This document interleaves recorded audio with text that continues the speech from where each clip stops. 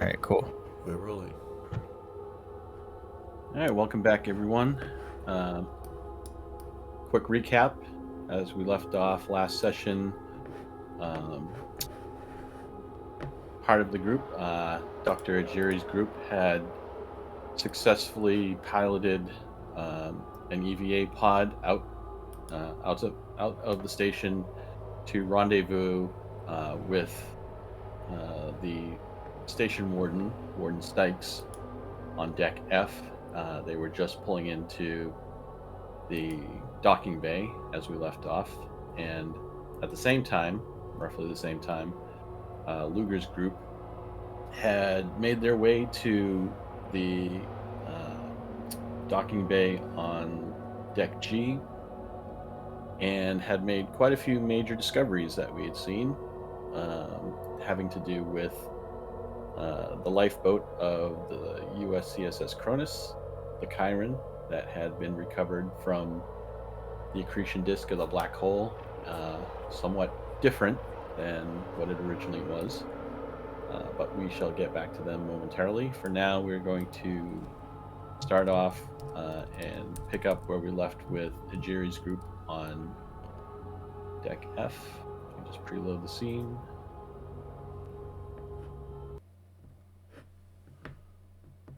And let me know if you can or cannot see the scene. I can. I can see. I see we've got Navarre and Drabikowski there. I think they were still on the Saturina. But like to Yeah, study they were them. mean to me. I stayed. Oh, yeah, okay. I ain't playing. Screw you guys. I'm going home.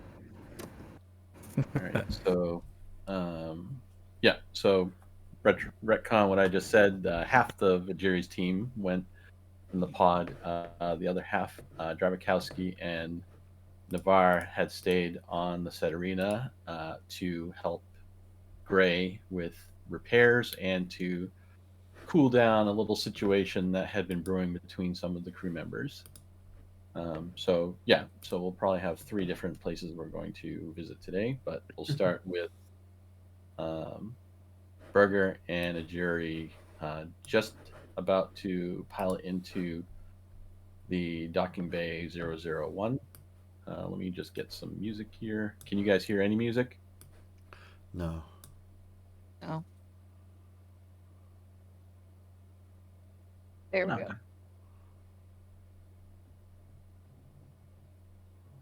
Well, is that a decent sound level? Oh, I'm still not Yep. hearing it. Yeah, it's Oh, reasonable. wait. There we go. Oh, Yeah. I don't hear anything. All right, Ajiri, did the warden say when he was going to meet you? Where? No, Dr. Hendenstrom. He just urgently wants us there as soon as possible. So, yes, that's all I know. All right. So I'm as not you- going to lie. I am a bit nervous to go, but I feel in my heart it's what I must do. Well, now you're saying. Well, you're right to be nervous. I don't trust this guy, like you say. So you guys are making your way along the superstructure now that you've crossed the distance from the Setarina over to the station. As you approach the corrections office module of the station, you can see the lights, uh, surrounding the bay, turning on as the docking bay doors begin to open. Inside, you see two more EVA pods docked inside and a spot for a third in the middle. Which one of you is piloting? That's Ajiri. I think I've got the arms. Um, okay, I will give it my go. And go ahead and give me a piloting roll. By the way, can either of you select and move the pod? Yeah. Okay.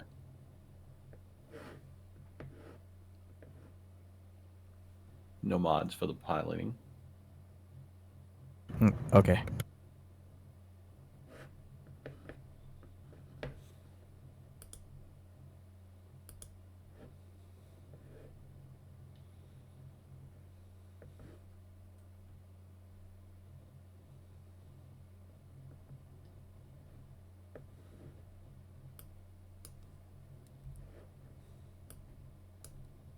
Are you able to click on? There you go. Yeah, I just Nice. forgot what folder it was in. Oh, good. What would you like to do with your extra success in piloting? I would like to not have to make a piloting check in the future. Is that possible? Just one freebie? Is that how it works? Yeah, just any piloting maneuver. Well, you would get an additional dice. Okay, I'll take that. I guess he's not the show off kind of type, I guess. So Oh, he's yeah, he has no idea what he's doing. It's just dumb luck. so how would you describe your approach and entry into the docking bay? So leaving and trying not to hit the sides of the hangar. He's just sweating, eyes intently focused forward, palms sweating as he grips the joystick. And as he's moving in,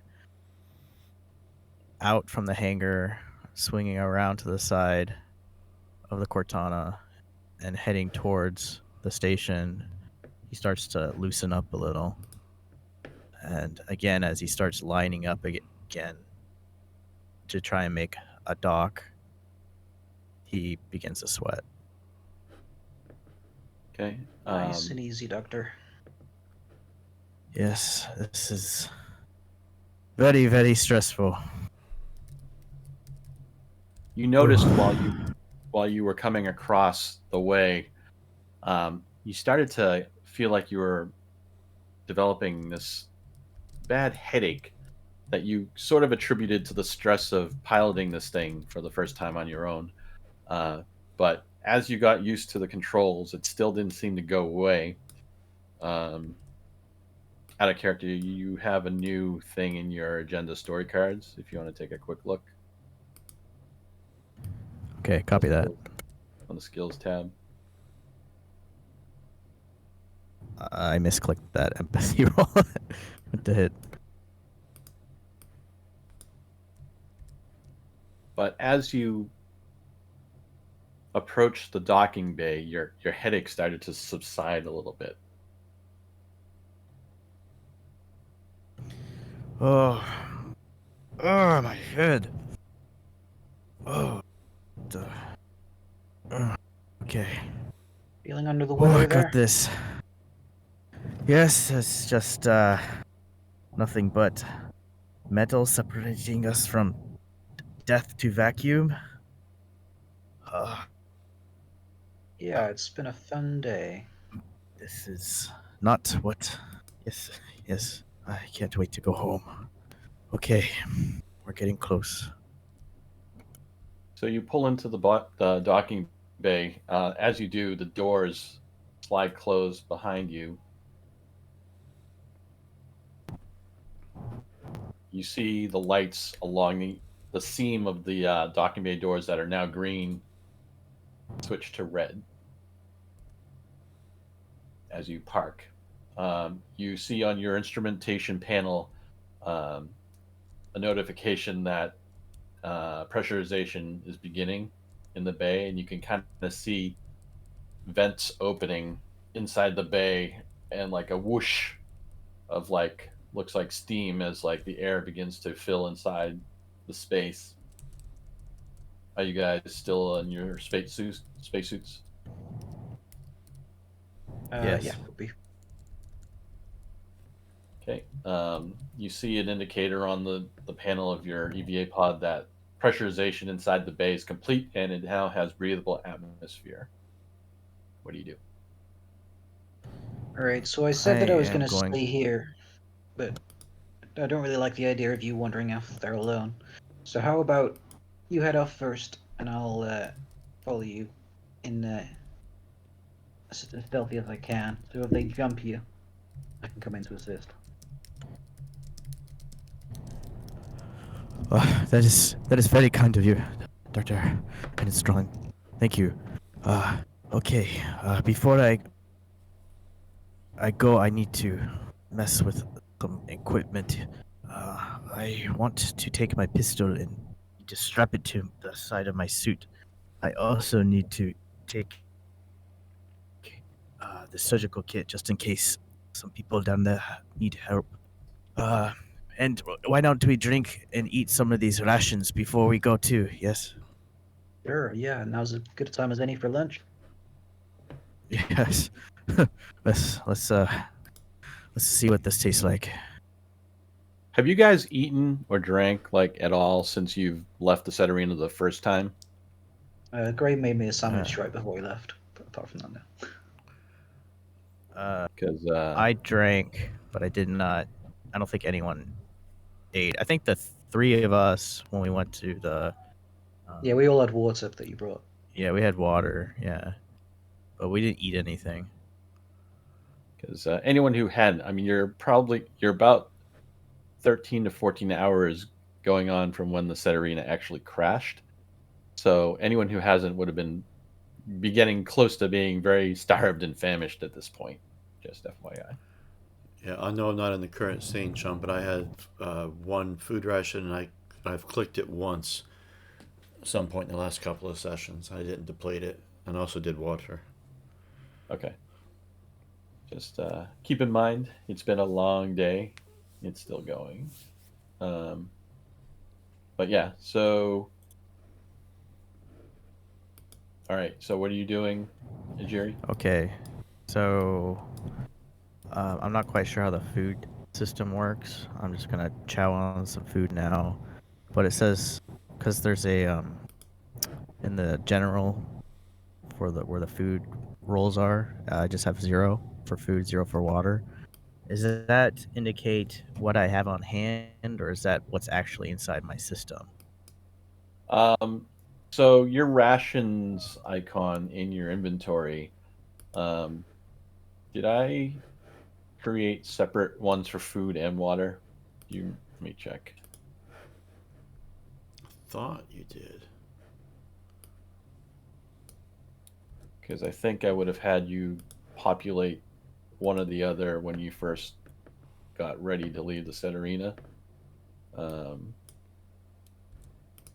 Yeah, so there are food ration icons and water rations. If you have one water ration, change it to 1 in the inventory to water 1, and it'll show in the general tab as 1, and then you can roll from there. Okay, and then how do we access the inventory on the pod? Because we have a lot of stuff stored in there still. Let's see. It doesn't look like... Well, we did pile a bunch of stuff in, but it doesn't look like it's in the inventory for it. So the token might have changed. When you did, what did you load in? A lot. 2 med kits, surgical kit, 3 water rations, and a non-rebreather mask. Is it still in the token from the deck we found it on? You were loading in from the set arena? No, the first time we found it from... Yes. Right, so go to... Deck D.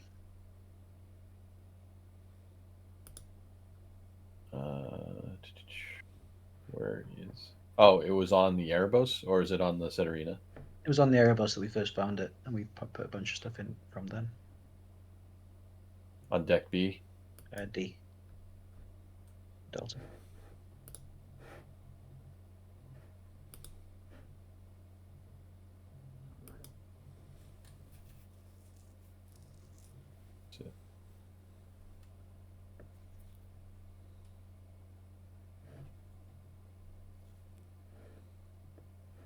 All right, B is in boy, D is in dog, did you say? D is in dog.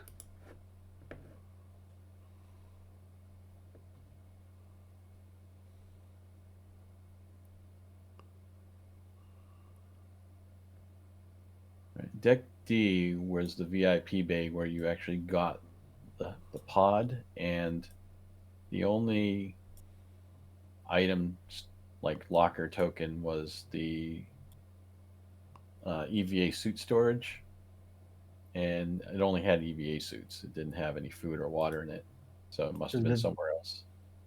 So the vehicle's not there anymore.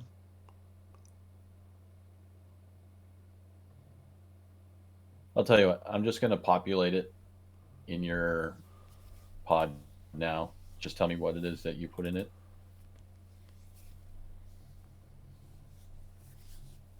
I think Jerry's right with the med kits. All right. You want to read off what it was again? You guys took. Gaijin.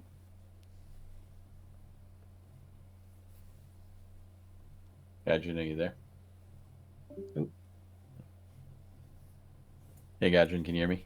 Do it like if my mic gets jostled, it somehow loses connection with the computer and I have to reload. It was 3 rations of water, it's cool kit, a non-rebreather mask, and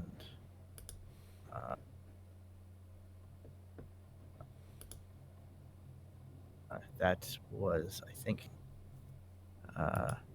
and did you say air surgical analysis kit? and a surgical kit, yeah. The And then power also- coil, but we dropped that off at the City Arena. Yeah, and then there's also like a sample analyzer. Like a CBRN kit? I've still got CBRN kit on me.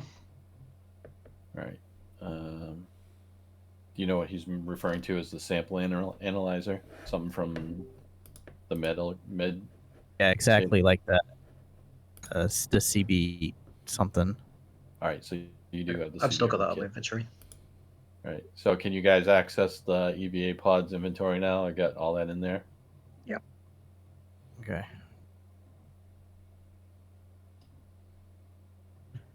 And I can access it from the vehicle. I see it. Vehicles copy. You should be able to drag and drop into your own inventory now. I'll take one of those water rations. And let me know if it does or doesn't delete after you It pull doesn't it. delete. All right. So tell me how many you take of what? I took one water ration.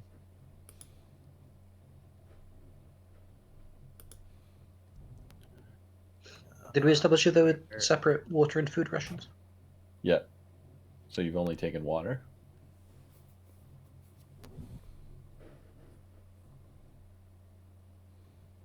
Is it the Aliens RPG vehicle on this folder? Or do I click on the map? If you double click on the token in the middle and then click on the inventory Copy. tab. Okay.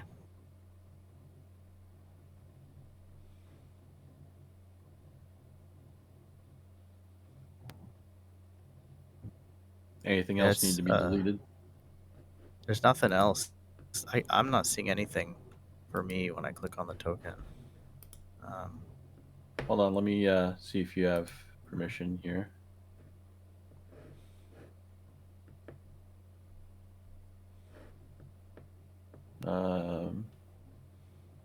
Oh, Gaijin, you are an owner, so you should be able All to. right. If you go into Is it under ships? actors and you go under RPG actors, alien RPG actors, vehicles, you should see the pod. I see the pod. And I go to inventory. Oh, well, that one would be empty. It's this one. If you click on it, should have double click on it. You should be able to go into the inventory.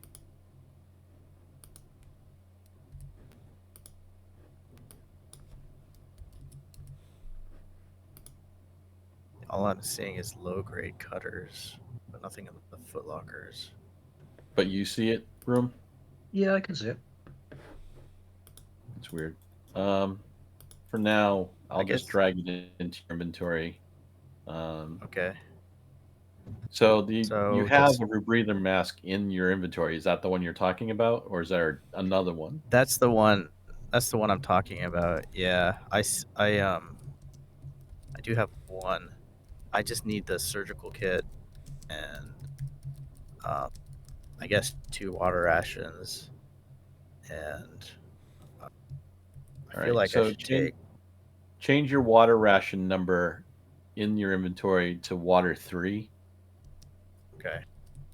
and then I'll delete the rest that's in the pod. If I Okay. try and Got type it. a number Water into 3. the water ration, it asks if I want to roll.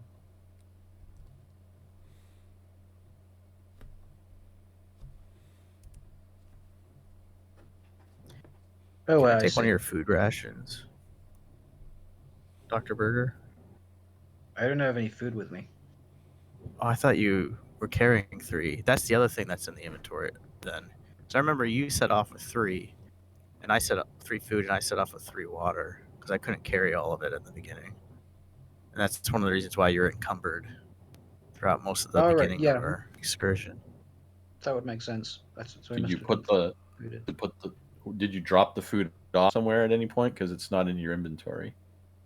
Yeah, it must have been in the pod. All right, so I'll give you 3 food. Then I'll take one of, or yeah, I'll take one of those. I guess I'll take the other 2 then. All right, so just change yours to 2. Burger. And then And then last I need is I might take 2 medical kits. It's did you unavoidable only that have I'm going to one? be encumbered. Thought you There's only 2 had medical one. kits I had. 2 medical kits and 1 surgical kit. I had one when we set off originally, and then we found another one in the. We found 2 actually med kits in the medical bay with the surgical kit, but I only took 1 med kit from the med unit. Total did 2 you med put a note? kits. I don't see it in ad hoc or in your inventory. I don't know when, like, how did you Yeah, know? because I dragged it. I dragged it to the pod. Okay. So is it medical and a surgical, or 2 surgical that you have? It was just 1 surgical and 2 medical. Okay. And that were in the pod, right? So I'll just. That was in the pod. Yeah. You're severely encumbered. Yeah, it's We're a bunch of I think weaklings. it's unavoidable. I only got 2 strength. Well, are we about to eat and drink? Or is that only if we That's get right. plus because on the supply roll? You just Yeah, I roll don't know. for I it. might have to,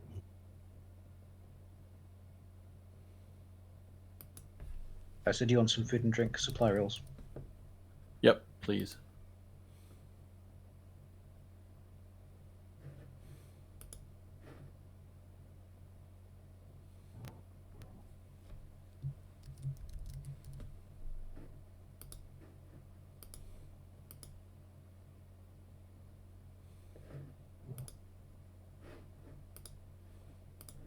So did that automatically remove 1?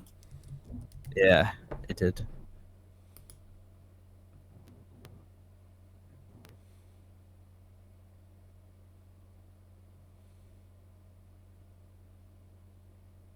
Now that I'm thinking of it, since it's been the same time for everyone, might as well have everyone make a roll. Is it okay for the ones that I did? It's like 2 sessions ago I rolled. Or do you want me to do a new Yeah. one? No, do it. that's fine. Okay.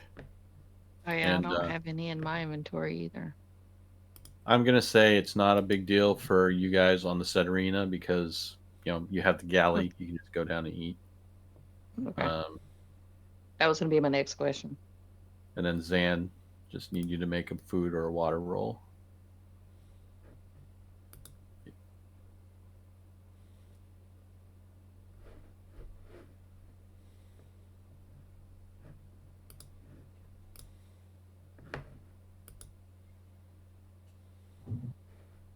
Do you have food or waters, Sajad?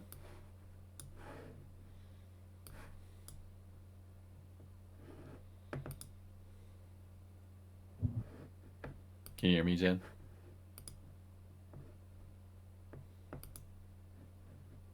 Can anyone hear Zan? No. I assume he stepped No. away. See the green outline like he's talking, but nothing. Yeah, I can't hear what you're saying, Zan.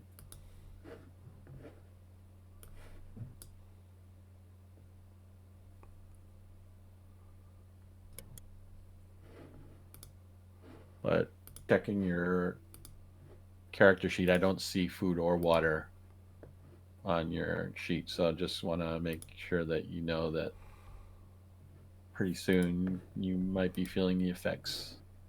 Not at the moment, though. So anyway, let's keep going. All right, you guys all set with what you're carrying now? Yeah, I think so. Yeah, the last item was that sampler kit. We both had. There was two of them. Burger had one and I had one, but I don't think it's Already got one in needed. my inventory. If you have one and you're coming with me, so I guess we'll. Oh, could I have another food ration? Lost mine.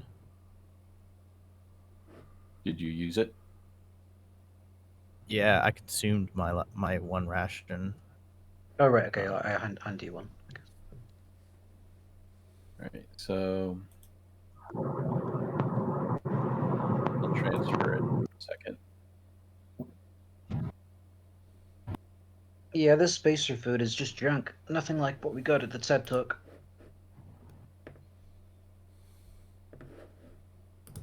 Do you need another water? No, I'll be fine with this. Shall we?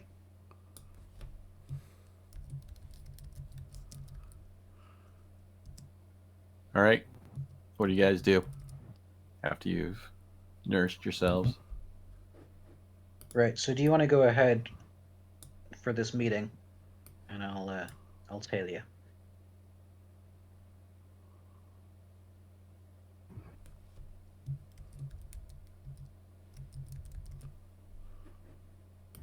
Can you hear us, Gaijin?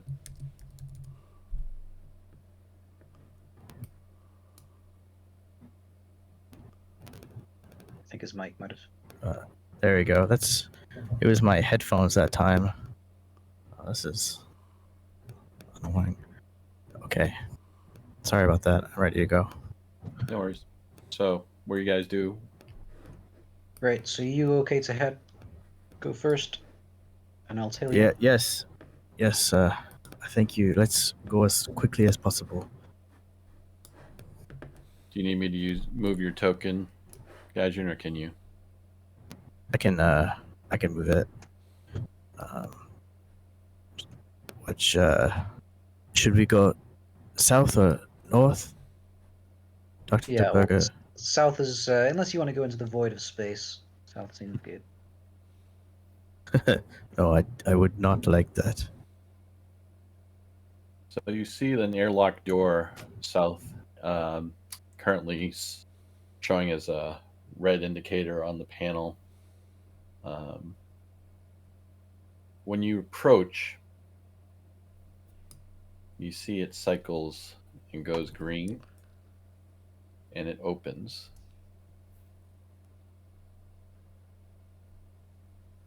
Greetings. Please Oh, follow us. Are you trying to hide, I Burger? am indeed trying to hide. Just Um, ability. Can you roll your... All right, let me see. And what is your stress? 1 second.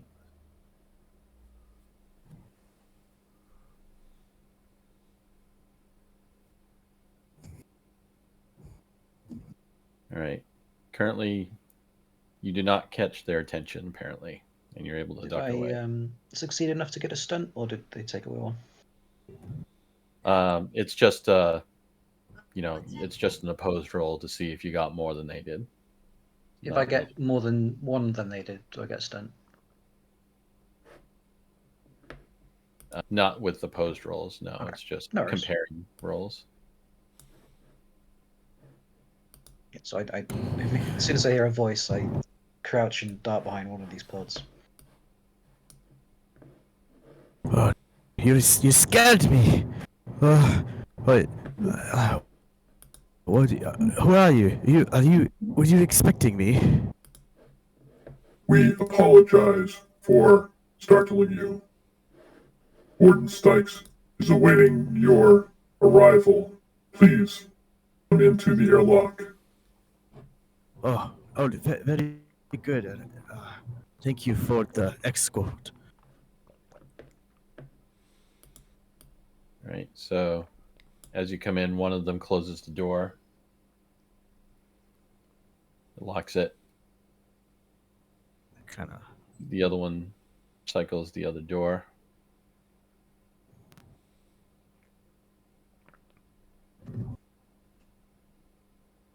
And you see that there are more androids in the hallway beyond. This one here turns to you. Please come with me. Yes. All right. You see he unlocks this door. You can see that the sign says Armory.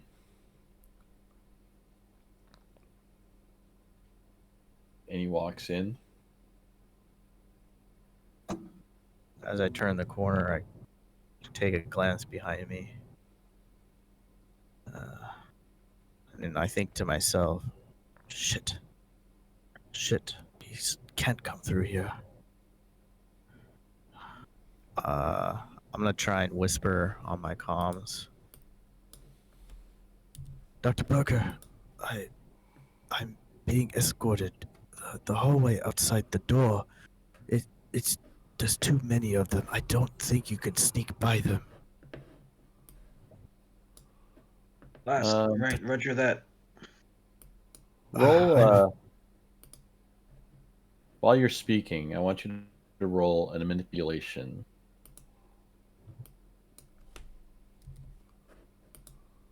Ooh, okay. Let's see what I would get for that. Alright, here goes nothing. Oh, come on. Whoa, is this something I think I might push? Go ahead.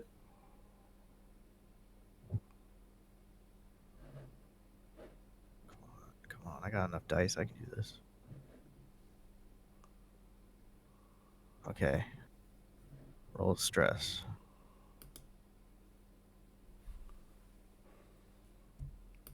So Okay. when you were speaking, one of the androids turns its head. Slightly. I'm sorry, were you speaking to me? No, I'm sorry. I talk to myself when I'm nervous. I'm very nervous. This is. I've never been around so many working Joes under these circumstances. So he sort of like disregards and turns his head again. The one that is to the like the north in the room says, Please enter and move to the table. Please place all weapons on the table. and as you look around, you see in this armory that there's like mesh cabinets all around the walls, and you see lots of weapons like shotguns, a couple of shotguns, some handguns, stun batons. You see like uh, like Kevlar vests, tear gas canisters, all that stuff, all locked behind lockers. And then there's a big table in the middle, and they're looking at you. They're also armed with shotguns. Okay. Dr. Ajiri takes out his pistol. That is holster to his side and puts it on the See table. the drop items. Can you drag it into that inventory? Yes.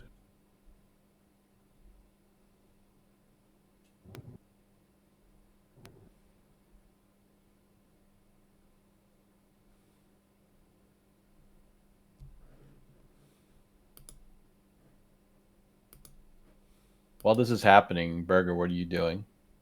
I think for now I'm going to clamber back into our EVA pod and sort of ducking as much as I can, man the laser cutter up, aim towards the door. Aiming it at the door. Yeah. Okay. So you're technically taking Overwatch on the Taking door. Overwatch on the door, yeah. Okay. I'm Is it not. letting you drag and drop? It says could not find item. Might be a sweet spot I have to drop it at. So you Yeah. see, if you open the dropped items inventory tab, and then you open your inventory tab, you should be able to drag your pistol from your inventory to the Oh, okay. inventory tab of the dropped items. There you go. All right. Okay, I've done so. Where is the warden? You will meet the warden shortly. Please follow us. And you see they start to walk out of the room. I can't see anything anymore after clicking the dropped items. Just select right here.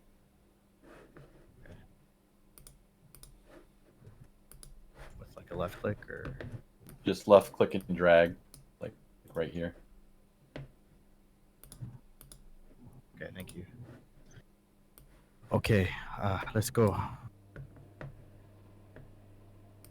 So as you're following these guys, the door you just saw says the bullpen on a little like panel next to it.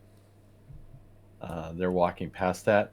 It says bullpen on this door too. Okay. And they keep walking.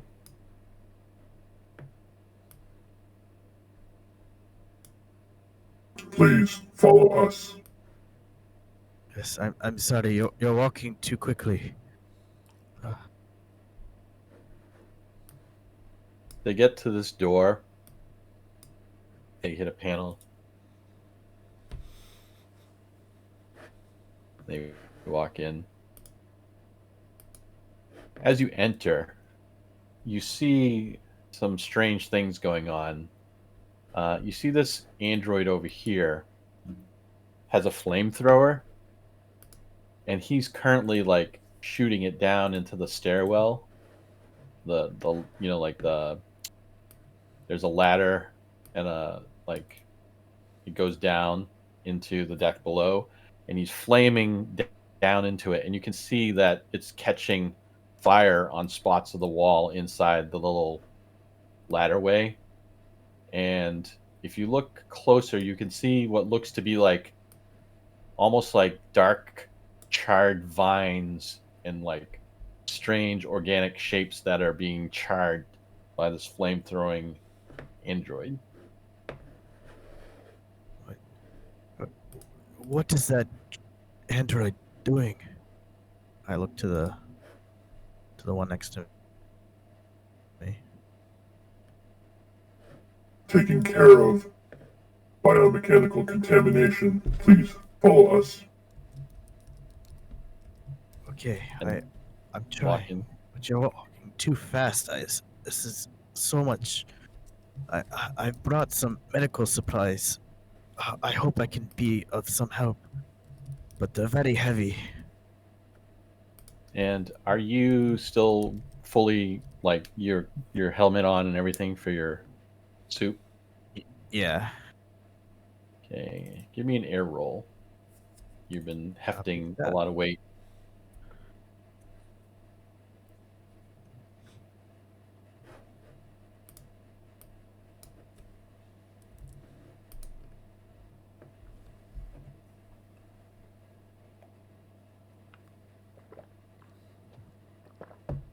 So far, you've been able to not suck up your air. They stop at the door to the south, and you can see a sign next to it saying decon. The android looks at you. Please open your visor and enter decon room. I don't open my visor, but just walk in. Decontamination requires breathing. Please remove your visor. Okay. Please shut the door first. I will remove the visor after. You see, he seems to comply. I remove my visor. Okay. You smell some fresh air. The door locks behind you, and the door in front of you unlocks and opens. You see a sterile-looking room, large room beyond, and there's someone in there sitting on a bench.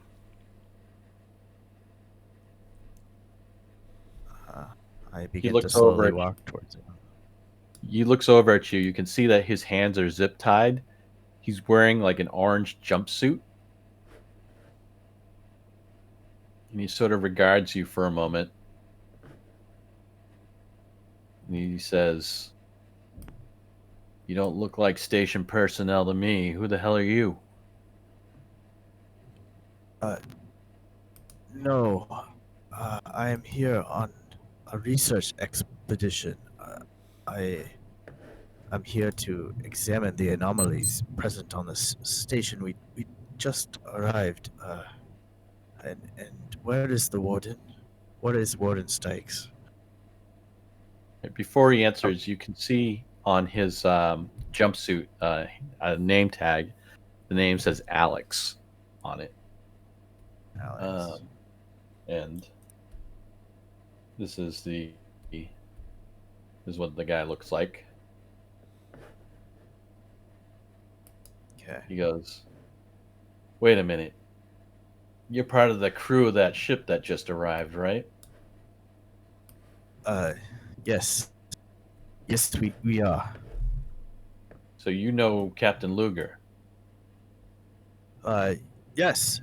Yes, he is the pilot that flew our expedition here. You've met Captain Luger. Like, yeah, I did.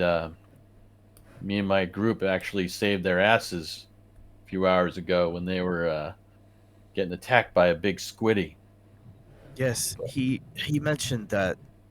I appreciate your assistance. Oh, how did you and why did you end up here? What happened after you guys parted ways?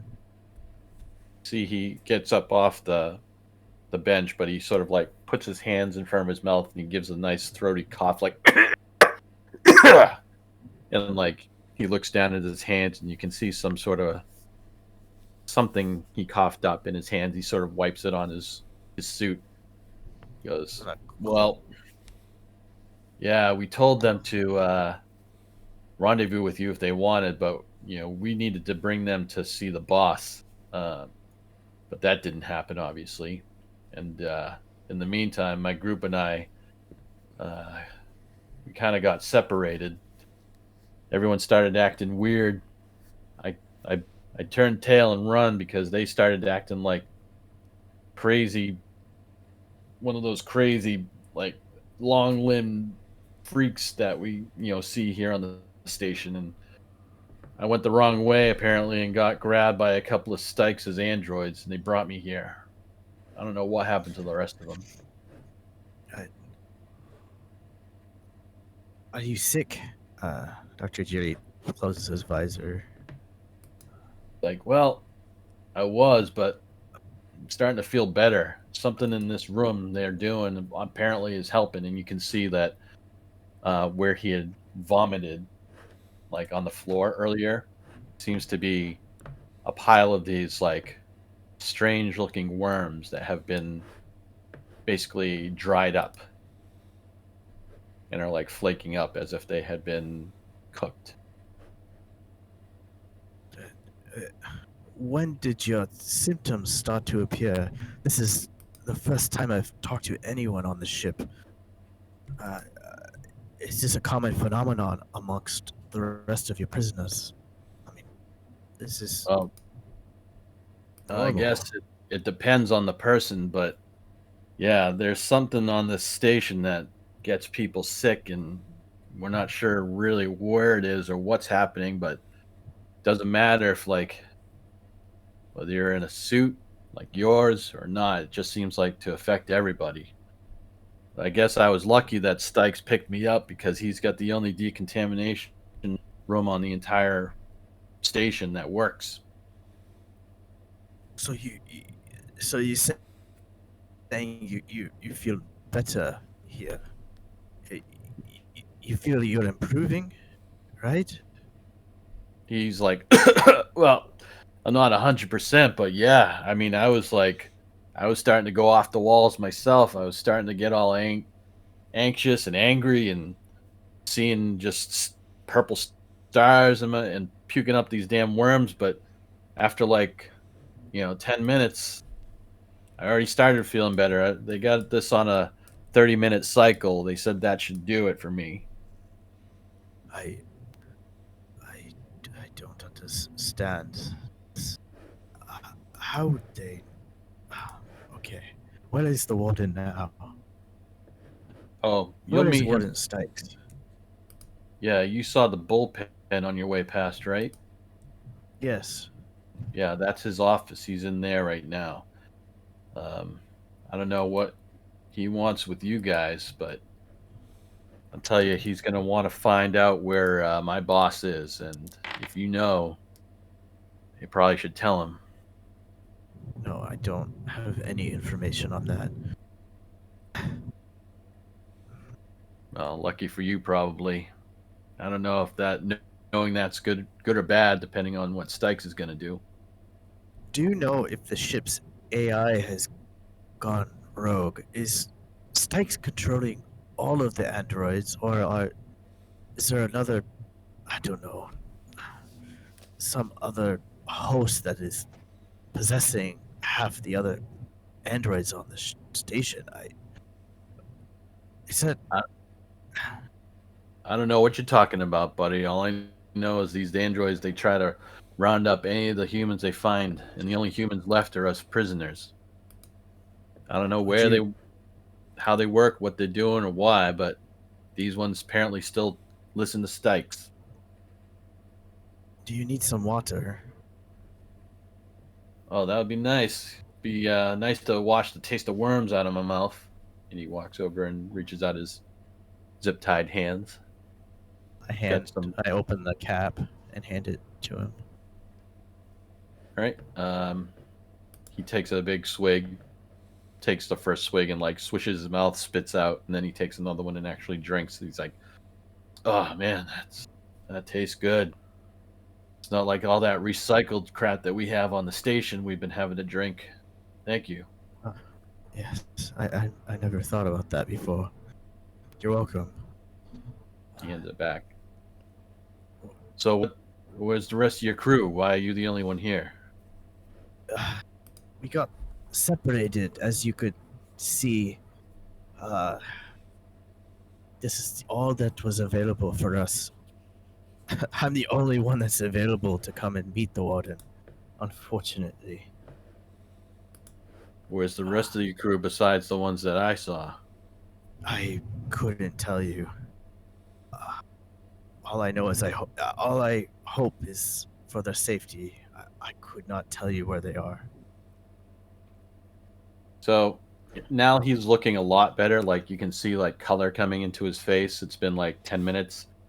And he's like, "So listen, I heard about this ship you guys have. Is it still flies, right? Or is it still busted up? What's the story?" It's still busted up. It requires hours of maintenance. On top of that, it's it's in no working order to leave anytime soon. Unfortunately, but I'm trying to make it my effort to find as many survivors as I can to bring back. You're gonna get us off of this damn place? If I can, I will do my best. Yes, it's the right thing to do. So you see, he looks when you say that. You see, he kind of looks left and right as if he were being listened to, and then he like moves closer and he kind of gestures you to come closer. Yes, He gestures you to come even closer. come closer. See, he leans in close to you and he whispers, I don't know if Stykes is listening to us, but neither him or the boss are going to let you leave. You need to make a deal with me, and I can get the people and the resources, and we can get the hell out of here. Why does he not want to leave himself? That crazy guy doesn't give a rat's ass about what's going to happen here. All he has is his vendetta for the boss. He's out to get her, and that's all he cares about. So why would he care if people leave or not, if he's content to stay? Well, here's the thing. He hasn't been able to find the boss because my boss is crafty. And all of our people, we know how to avoid the androids and the cameras that still work. But now that you're new and sort of like interesting to the boss, I'm thinking he's going to use you guys for something. Yes, I had that impression as well. But listen, all you got to do is play nice and pretend to do what he says, and then you help me get out of here, and I'll get my people together with yours, and we can make that ship fly in a split second out of here. You hear? Yes, to be honest, we need many hands to get this to work. Yeah, that would be wonderful. Well, it's a yes. Let's do it.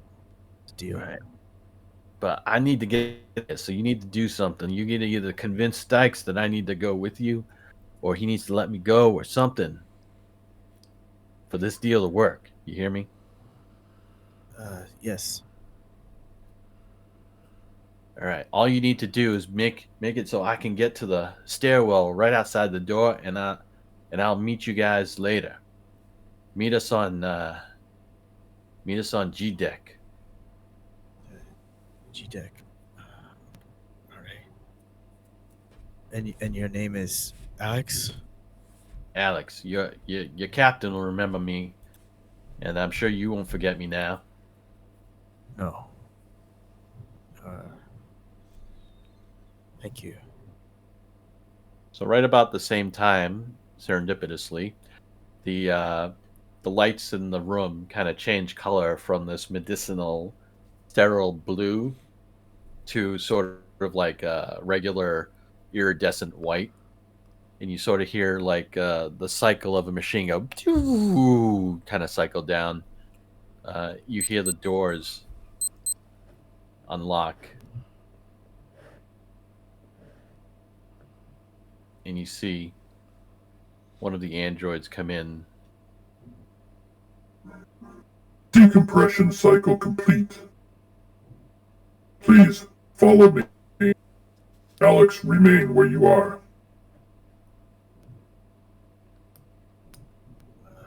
Okay. And it starts to walk out. I take one last look back at Alex as I leave. He gives you like this knowing nod and like a wink.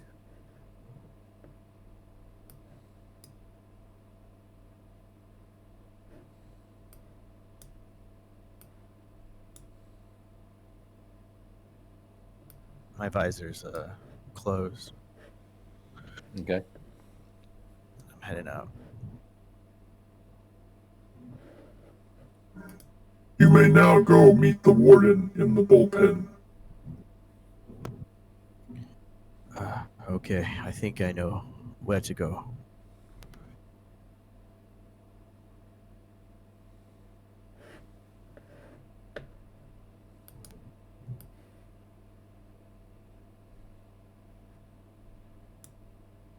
I look at the door in front of me.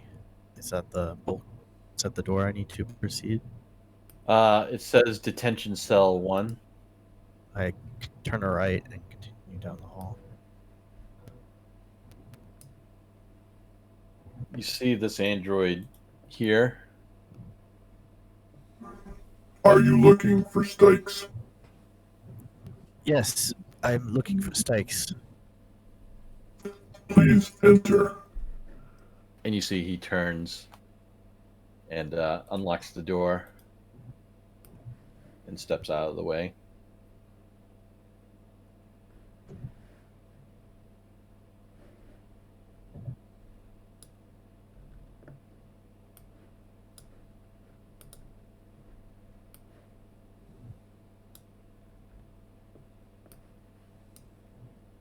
You open the door and you immediately get bombarded with like the sights and sounds of what looks to be a completely pristine operations room that's been sort of hastily put together.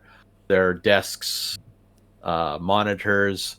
There's like a large, like see-through, sort of like semi-glass panel that runs the length of the middle of this room that has like images on it that are moving and shifting and like numbers collating on it.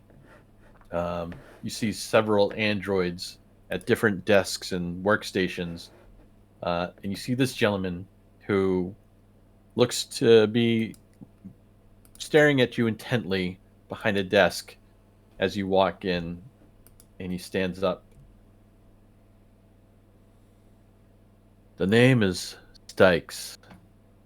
Pleased to meet you. Warden Stikes, I've been waiting for this moment to meet you since you first made contact with me. I have many questions. If you Well, I'm don't sure you mind. do. I'm sure you have plenty. I think I have But it's some nice. too. It's yes. It's nice to be in a room that is. Well, I don't know how to say this, but comfortable. It's. He He says, takes off "Please." his visor so he can see him face to face. It's like, please have a seat. And he gestures to a seat. He's like, hope that giant spacesuit doesn't crush my furniture. Yes. Well, we shall see. Okay. And he sits down behind his desk. If you're like looking around, taking in the sights, you see that this room is pretty long, going like vertical. And you notice something interesting. There's an android up here that doesn't look like the rest. He actually looks like what you had previously seen working with Weyland-Yutani as an older David model. But he's bald. And, has a giant corporate logo right on his forehead. And in his arms, he's patting a giant tuxedo cat. Not giant, but just, a large tuxedo cat. And is feeding it some treats at the moment. Is that a cat? Is that a David android? Warren Stikes? Well, I've never you're pretty seen astute one there. old.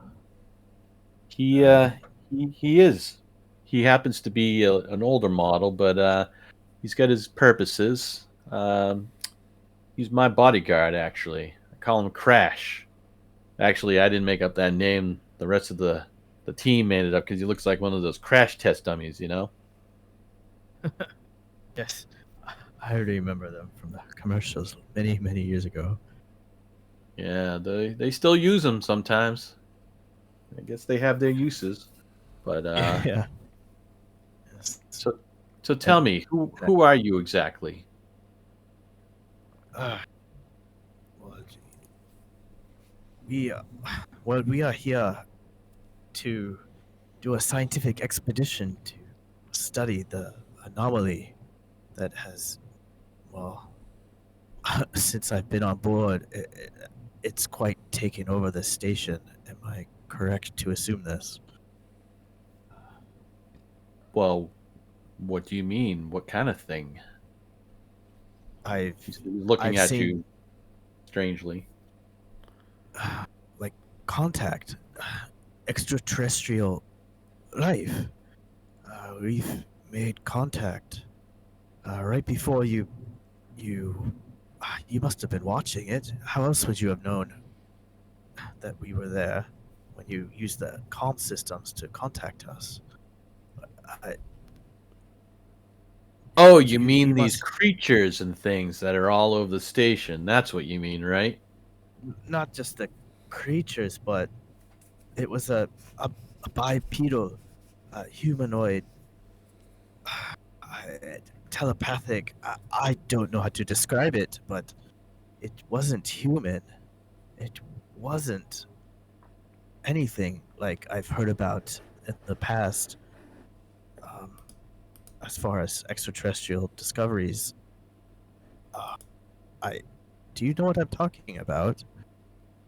You see, he gives you this sort of side eye, and he's strumming his fingers on the desk in front of him, sort of contemplating his next words. And he looks you in the eye and he says, I don't know anything about any sort of ESP endowed bipedal creature that you're talking about. The only creatures that I've seen eat people or they drag them away to God knows where to do God knows what. So, no, I don't know anything about what you're saying. But what I do know is that you and your crew have spent almost 12 to 14 hours wandering around my station, activating Mother, which, mind you, was a mistake. I was the one that deactivated the Mother system for good reason, um, and doing stuff all over the place. Now, it concerns me that you didn't bother to come see me first. Why No, is that? that has always been my top priority, is to make contact with you. But just as things happened, it just didn't work out that way. Our crew got separated, and it was yes, it was by no ill intent on our own. But I'm glad that we are here now. I want to try and understand what is happening on the ship. I want to try and make this some type of. This is no longer a science expedition, but a rescue expedition on my accord. Uh, I want to get you and your men out of here. I think we could work together, and we could leave. That's funny that you mentioned rescue, because just about half an hour to an hour ago, the station received a signal from off station, and he sort of points at the big giant semi-transparent glass wall that's running the length of the bullpen. And he points to it, and there's like a spot that has a screen that kind of pops into place, and he hits a button, and a message shows up on the screen, and Oh, can I? I'm activating my comms so Dr. Berg can hear all this. okay, make a mobility roll. To do it. Yep. Well, to do it, unless you're obviously Stealthily. not trying to hide it. Uh, no, I'm not trying to hide it. You see, he looks at you when you're about to do that. He goes, "Don't touch that." Okay. And you see some of his androids start to get closer. And they're putting their hands on their shotguns. Yes, that's fine. Why the aggression? Why? You see he doesn't say anything, but he points to the screen behind you. Yes. And, What am I looking at? and you see I this turn around. you see this message pop up. Can you see it? Yes.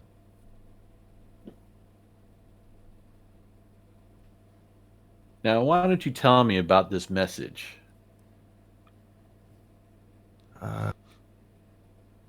Verified required transit encrypted data designated is waiting acknowledgement.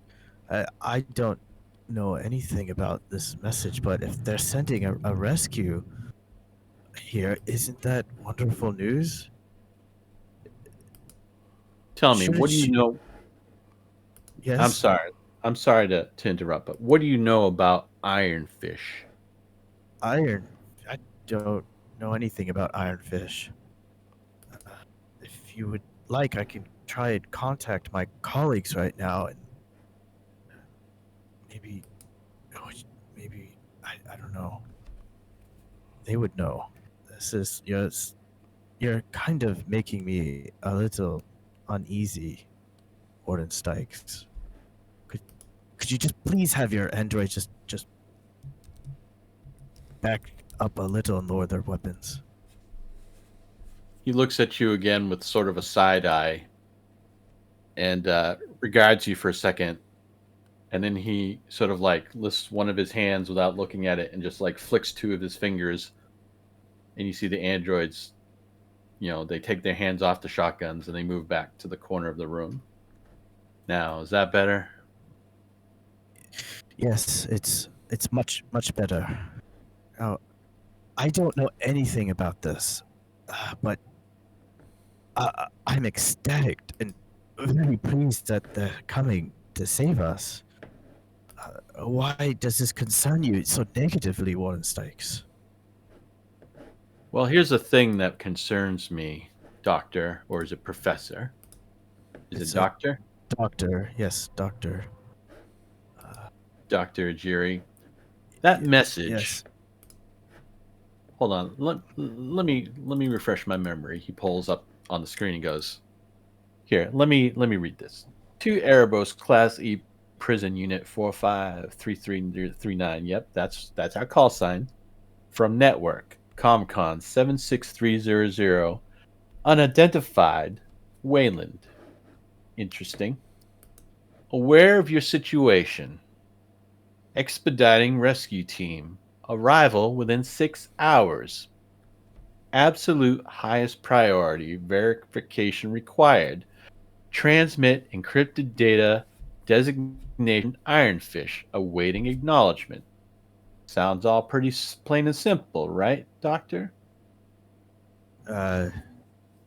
Encrypted, except for the encrypted data, Now, here's the thing. We were only expecting your scientific expedition, for one. Number two, yes. only me, science officer clerk, and our daughter mainframes are the only things in existence in this entire Middle Heavens that knows about Ironfish. Tell me, how did they know to look for Ironfish? So, okay, so what I am assuming you're speculating at is somehow one of my crew sent out a message. Otherwise, how else would they be aware of this Ironfish? Is that correct? Go, Doctor. You win the prize.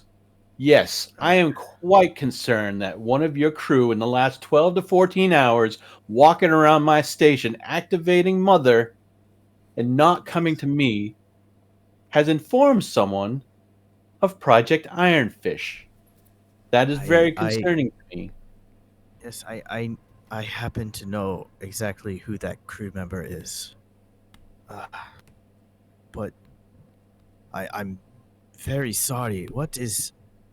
I had no idea this was happening under my watch. This was done by her own accord. What is this Ironfish? This Project Ironfish? Well, here's the cliche, Doctor. I could tell you, but I'd have to kill you. What? Is it? He stops speaking. He was about to mention the Dracona strain, but stops before it even is made into a syllable. So now you think that there's someone on your team that you don't trust? Is that what you're trying to tell me? Well, you see, we've already had a bit of infighting. The troubling thing right now is the person who has somehow made contact with Wayland is on board our ship at this moment, unsupervised. Could I contact at least one member of my team for him to join in on this conversation? Is that okay? It's a man that I trust. Fine, go ahead, but you better choose your words carefully. And you see he looks around at his androids. Dr. Berger, Dr. Hendenstrom, are you there? I'm here. How's it going there? Can you talk? I've met the warden, and actually, let me turn this up. I'm going to try and have him join this convo. If that's okay. You see the Is there a way warden. that I? Warden says, "Give me your transmit code frequency, and I'll punch him Yes. in so we can get into this as a group meeting." All right, and I provide that info. You see he types something in on Okay. his panel, and then he goes. You hear like "coo," like the speakers in the bullpen sort of go live.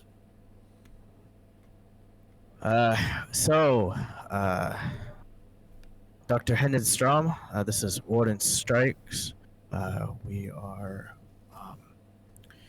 well, he currently has some questions that I don't know how to even begin this conversation.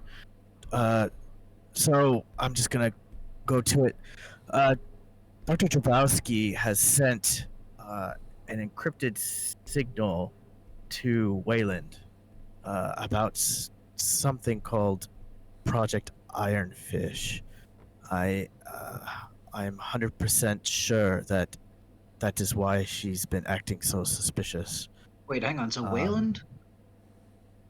Yes, Wayland is sending a rescue. Well, what they say is a rescue expedition. It's Huh. well, in 6 hours they'll be here. It's just great news, but it has Warden Stikes here a little upset. Forgive me, Warden. I don't know what the ramifications of her actions were, but anyways, on any note, I think it might be best if you head back to the ship. The Warden From where- Drabowski? Yes, I think that would be wise. Hold up 1 second. Who am I talking to?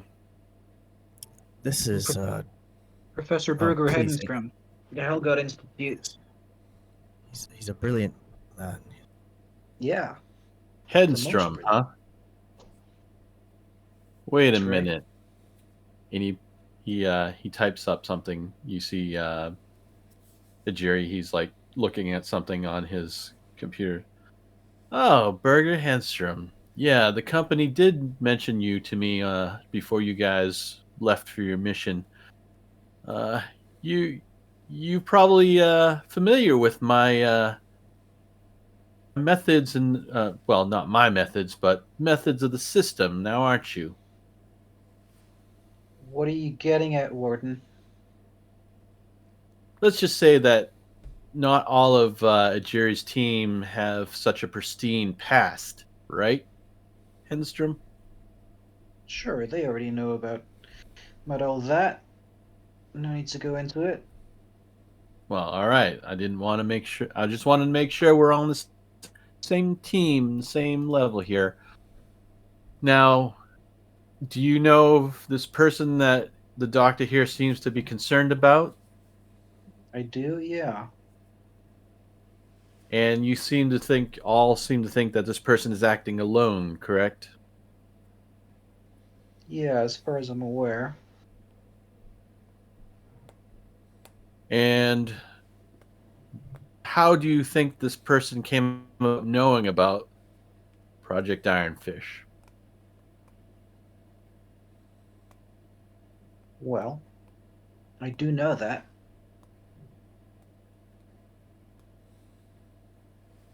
You do know what? How they came to find the data.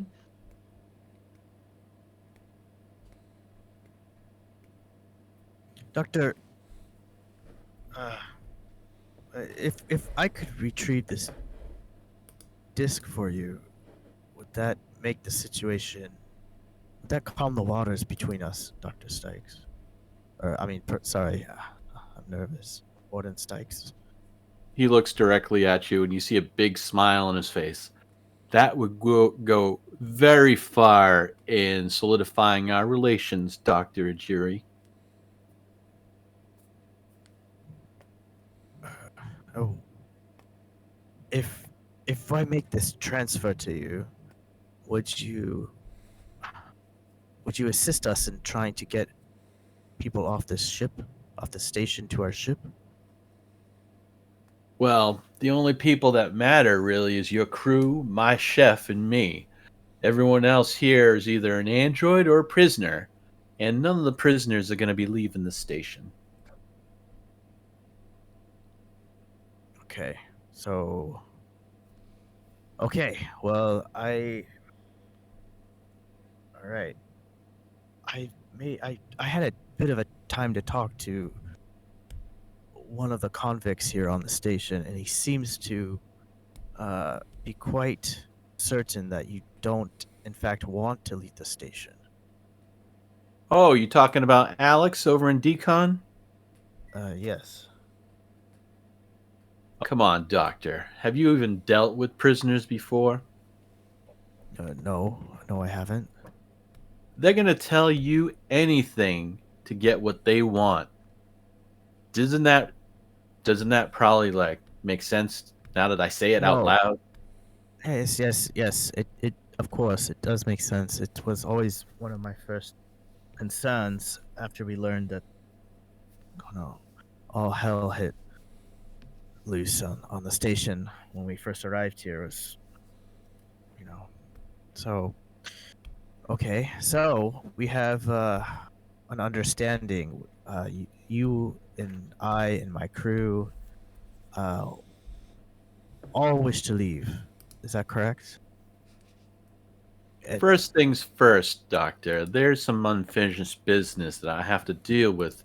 Kind of sort of like mopping up, spilled before thing gets resolved and we take off from this place. You know what I'm saying? Yeah. Yes. Let me guess. It's a woman, correct? The so-called boss of the inmates. Is that You right? are very, very intuitive, Doctor. Yes, exactly. I have to deal with Flo Wicks, the most dangerous prisoner on this station, and she cannot be left alive or alone to her own devices before anyone leaves the station. Am I clear? They must pay you pretty well to be so far from home, babysitting so many convicts. Am I right? Don't you wish to go back home as soon as you can so you can actually use some of the money that you've made, spend time with any family you have? Why do you have an obsession with this person? You see, he sort of looks almost introspective, and you sort of like catch him a little off guard, and he seems like sort of aloof for just a split second, and he turns back and he says, "Well, doctor, that's a really good question. 11 years ago when I came here, I was a colonial marshal in charge of security, and back then this place used to be run by actual staff. And Flo Wicks, she was actually station manager. Can you believe that? What? No, Oh I yeah, can't. almost a decade ago, she used to run this place. And I was in charge of security. And then she goes on an exploration mission near the accretion disk. She gets stuck out there for hours. We don't know what's going on. We think that she's dead. Then all of a sudden she shows back up. Pretty miraculous. And you know what the first thing she does when she gets back? She blows up a plasma tank and tries to send this station into the black hole. Oh, wow. And you know what happened when Okay. she did that? When she detonated that plasma tank? 64 roughnecks in charge of running the station died. 64 souls lost because of that crazy. Well, I'm not going to use the words, but you know what I'm thinking. People you've probably. Well, I'm sure you were very close to almost everyone who worked on the ship after 11 years. I can't tell you how close, but yeah. So I made it my mission after my tenure of Colonial Marshal was up. I asked Wayland, "You time to make me warden of the prison," and they did. And I made sure that as long as she's under my watch, she's never gonna leave this place. She's gonna spend the rest of her life, however long that was, in the place that she turned into the 64 people's tombs. Well, so does killing her with your own two hands, is that enough to? I guess I just don't understand what the difference is between staying here and leaving. As far as I'm aware, as far as I feel, this is a death sentence just being on board the station. Surely just leaving would be enough to well, your revenge. Well, I don't really have to kill her with my own two hands. I mean, just watching her die on a monitor would suffice. But no, she's pretty wily and she's pretty crafty. And with all of this weird crap that's now happening because these science mucky mucks pulled that damn thing out of the accretion disk and put it on my station, which, mind you, was not my idea. I can't leave it to chance. I need her dead, and I need to know that she's dead. Just before everything went to crap with these weird creatures and everything, she and her people staged a revolt. She nearly took over the station. And if actually it weren't for these damn creatures and stuff killing all those prisoners out there, she might have taken over. She might have won. I might be dead. But looks like fate intervened, threw a bunch of monsters our way, and here we are. Crazy, isn't it? Quite a Uh, story there. Yes. Oh, Maybe I we could forgot you cut a were deal, listening. Stikes. I am ready to cut a deal. So you Do you want want the to? Project Ironfish data disk, and you want what's your face dead? Yes, that is it in a nutshell. You give me the Ironfish data. You make sure that Flo Wicks is killed in a way that I can be sure that she is dead. And I will give you all the manpower and resources with these androids to get your ship up and running and out of here, and we can all leave. Well, that sounds great. Here's something we want first of all before we start preparing the ship. We've got our own business to finish before we leave. We need a live sample of one of these squid babies. You get your androids to get us the sample. We'll get the rest. Well, we'll all leave together. well, here's the rub. You don't think that I haven't tried to catch some of these things with the androids, right? You don't think I'm that dumb, do you? Well, what happened? Now, these things, they are fast if you hadn't seen one already. And these stupid androids, they might be able to shake down a prisoner or shoot you in the face with a shotgun. But other than that, these are Joes. They can't do much of anything else. They're not really that fast. They're not really that dexterous. And they're not really that smart. So, no, we haven't been able to catch any of these stupid things. So, that's something that you guys are going to have to handle on your own. If that's your mission, you're going to have to deal with it.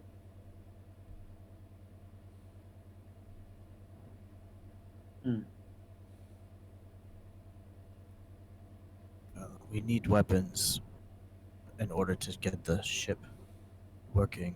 There's many. There's just many dangers on this ship, and we would like to request to be armed if that's okay, Warden Stikes. Well, there's different levels of being armed.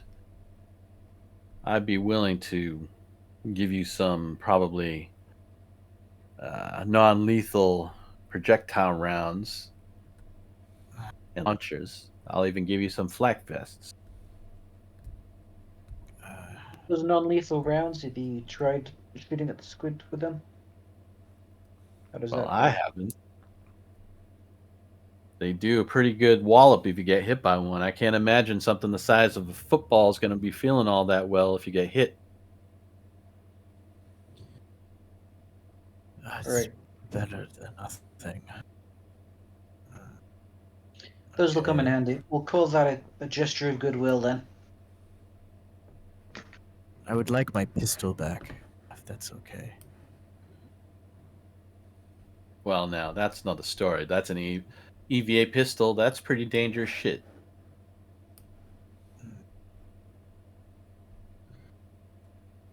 It seems Can't you're have- making it quite difficult for us to work together to accomplish, similar goals. Especially if you All try to right. hire us to kill someone. Oh, Yes. I'm sorry. Did I give the impression that we're working together? And you see that he looks over at the androids and they grab their shotguns and they start moving towards you again, Dr. Ajiri, Just kind of not surrounding you. necessary. Did I don't know what. Okay, what do you want? What do you want right now, Warden Stikes?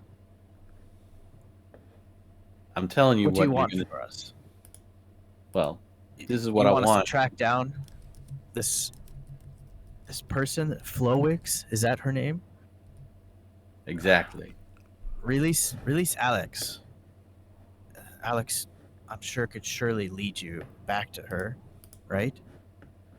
You could get your revenge, and we could find a way to get out of here. Well, I know for a fact that Alex isn't going to lead me anywhere, but he might lead you. I bet he's cooked up some cockamamie scheme. And I saw him whispering you. I couldn't hear what he was saying. Yes. He was trying to cut a deal with me. Well, I'll tell you what. You play along with him. Have him lead you to Wix, and when you find her, and you come back, me, so that we can send all the necessary Joes that we need to put them down once and for all. You don't have to How do kill we- yourself, and chances are she'd kill you before you had the chance. But if you can lead me to her, that's good enough. And what kind of assurance? Well, I mean, besides the disc, there's no way we're giving you the disc until, we're about to jump out of here with you on board the ship, correct? Well, are you a fan of ancient movies? Yeah, there's many classical movies that I've enjoyed throughout. Of course, who isn't? Well, there's one that I love. It's like almost 200 years old, but I still had it on vid. something about like the starship captain, and he let this guy named Khan get Oh, in his business and stuff. And then there was one point when Khan had him dead to rights, and he said this: "Oh, I've not given you no word to keep, Admiral. In my view, you simply have no alternative." That's where I'm looking from. so you're saying that we. Okay. All right. You're gonna Well, find her, or I'm gonna send an entire squadron of Joes onto the said arena and kill everyone on board. And then I'm gonna kill you. How's that? Simple? yes. All right. Well. All right. So release Alex, and we'll be on our way. Why don't you go It's not down like we and have fetch any him? choice. And arm the doctor Right. of those non-lethal rounds. Yes, in the flak vest. I think you wore in the stakes. I'll have one of my androids escort you and equip you with the necessary equipment.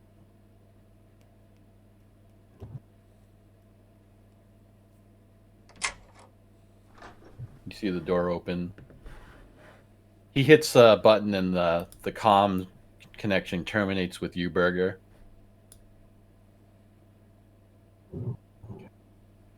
Wooden stakes, you have our frequency.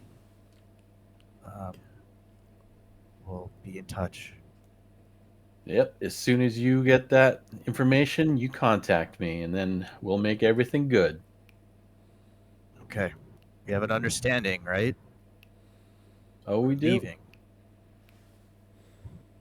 Follow After this the is all said android. and done. All right.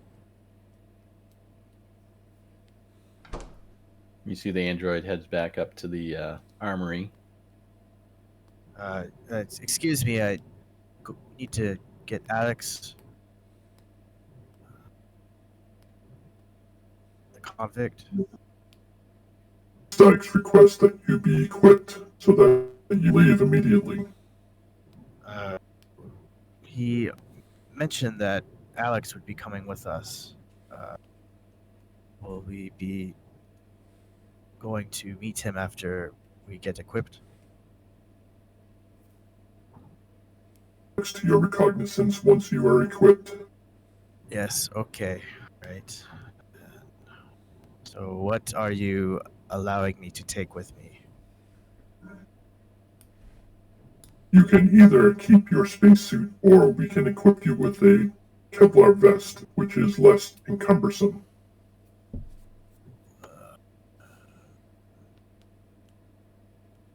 I think I'll carry the Kevlar vest with me. The spacesuit might prove useful for us in the future. So you see, he walks over and starts unlocking some of these things. Your pistol is locked up in a cage, so you can't get at it at the moment. Okay. But you see, he reaches in and he hands you what looks to be like, sort of like a. It sort of looks like a PVC cylinder with two handles on it, and it's like a little mini like rocket launcher almost kind of thing. Okay. And Could you so you'll see that the Armat U4C civilian crowd control projectile launcher in your inventory now, Okay, yeah, just drag everything on to. and he hands you two M230 baton rounds that you load into this thing. Okay. All right. And if you take I'm telling you now, if you take the Kevlar vest, you're going to be beyond your maximum encumbrance. You won't be able to move. Yeah, I'm gonna have to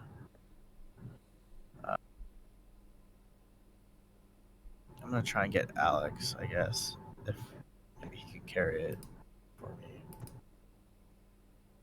Or if not, how many kilograms do I have to drop? You're going to Like be over by 0.5. Actually, you're going to be over Point- by 1 because once you hit Oh, by 8 1. kilograms, you're at critical. And it's Okay. 1 kilogram for a vest. Okay, so I can't. So how many do I have to shed to move? 0.5? Or you say 1? Yeah. 1. Uh, that is a lot of essential stuff. Man, my guy's so weak. What does the vest do exactly? Is that how much more armor protection is that over the suit? For Well, it's rolls? armor 4. It's a third of the weight of the spacesuit. Okay, and it provides 4 armor rolls Yeah. Well, 4 armor. for Yeah. armor, and the spacesuit only is 1.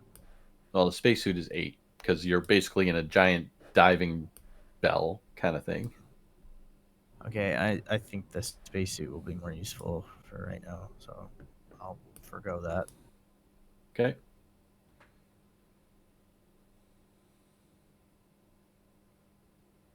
All right. So no, Okay, you know so that could in we get Alex, please? Yep.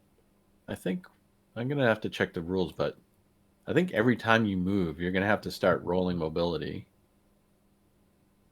because Oh, really? every time So- you move, if you fail, you either drop something or you can't move. Okay, that makes sense. You know, just kind of stumbling around. Actually, Andy, do you know offhand if it's when you reach max? Max, I don't know. Encumbrance? I know that for just normally encumbrance, it's if you're running or combat. Is he Okay. above max or is he just at max? He is, well, his absolute maximum would be 8 kilograms, I think, because that's what the bar says. He's at 7.5. Then he'll He's in the still red. then he'll still just be only mobility if he's running or combat. Okay. And then when he hits 8, he just can't move. I believe so. I'll look that up and you carry on. I'll let you know in the chat or something Cool. if you don't mind. So yeah, you're okay as long as you don't run or in combat for now. Okay. But you don't want to grab the vest then? I would like to, but I would have to shed a kilogram, which would be like a surgical kit and 2 med kits, where I could dump the food, water. But I guess we could get more when we get back to the ship. I'm gonna dump the food and water then, so that should save me. Oh, I don't know. I didn't mean to actually roll that. I'm trying to get my inventory. Food and water rations. So I would need to. What was that? 0.5 kilograms per water unit? Yep. Okay, nice. So I could make this work. All right, so I'm just gonna drop.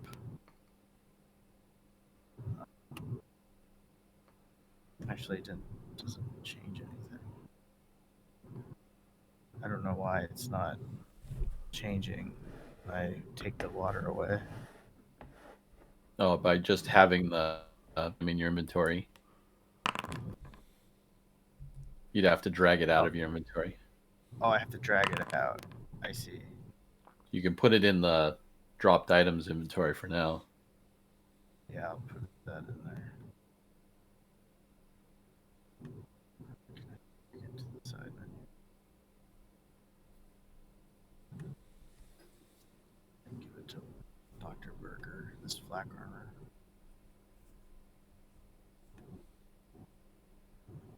Alright, I'm dropping it. Alright, I'll take the vest now. Okay. Let me drag that over.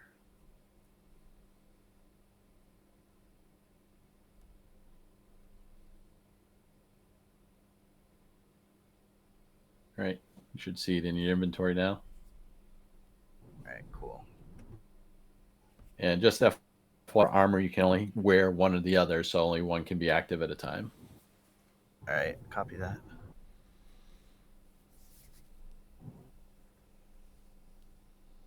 Okay, let's.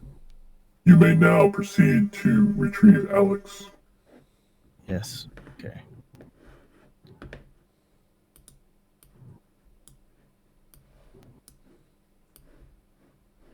Let's drag it through here.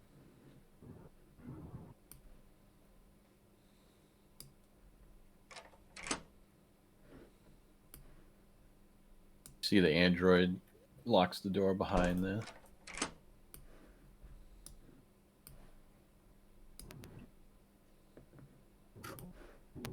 You remember Alex is this way. You can still see the android flaming stuff down in the hall below.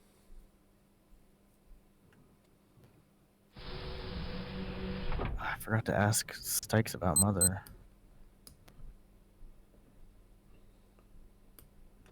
You see the android hits a panel so that the inner door will unlock for you.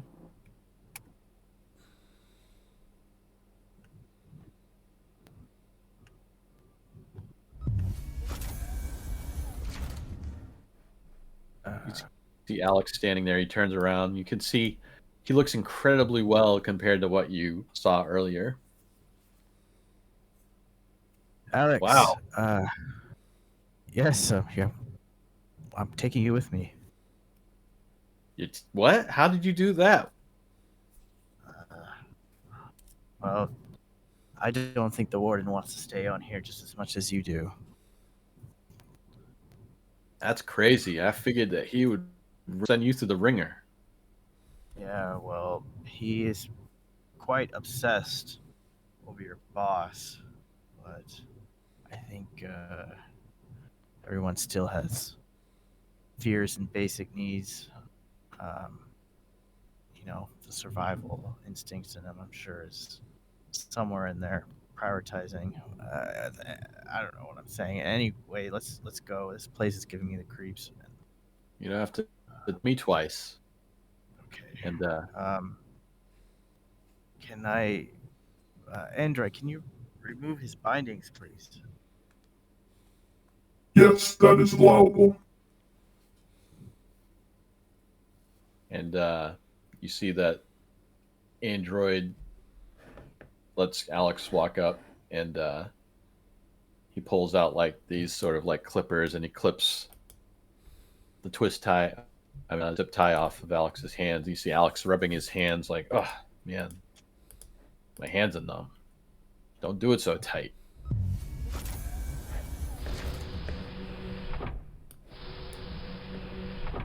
So now where are we going, Doc? I'll explain everything later. That's just. I'm sure you want to leave this place as quickly as I do. That's for sure. You see Alex looking worriedly around at all the Joes. I need to talk to the warden really quick before we leave. I ain't going in there with you. Yeah, just stay here. Dr. Judy heads to the door. He's not sure what to do. Goes to reach to open it. Does it open? No, but you see an android coming close.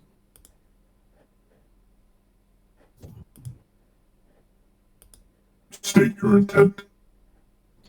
I need to talk to Warden Stykes about Mother. I forgot to mention it.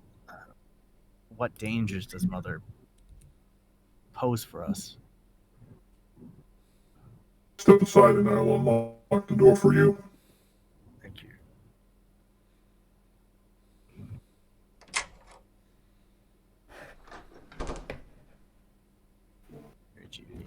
Dr. Judy heads in. Keep double-clicking on it. Warden Stykes, I'm sorry. I had one more question about Mother that slipped my mind. Last time we talked, you were afraid that Mother would intercept our comms, so I thought it would be prudent to talk face to face one last time. What is it about Mother that has you so scared? Oh, did I say something that made you infer that I was scared of a computer? You said it wasn't safe. Not she could be listening. Well, what I really was trying to convey is that I wanted Mother off for a reason, and the reason is my own reason.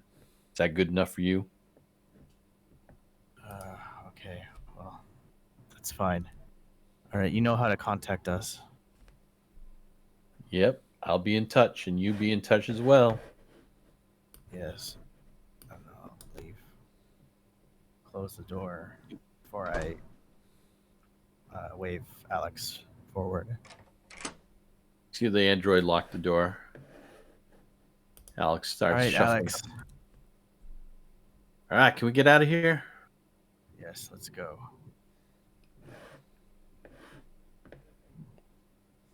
Anything you find out from him? No, he doesn't like to talk. He's actually he's very quick to threaten me at gunpoint numerous times. I don't care for him. Oh, I could have told you that.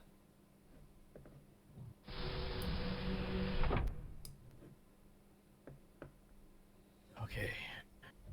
Please proceed with caution, and we hope you enjoyed your stay. Yes. Thank you.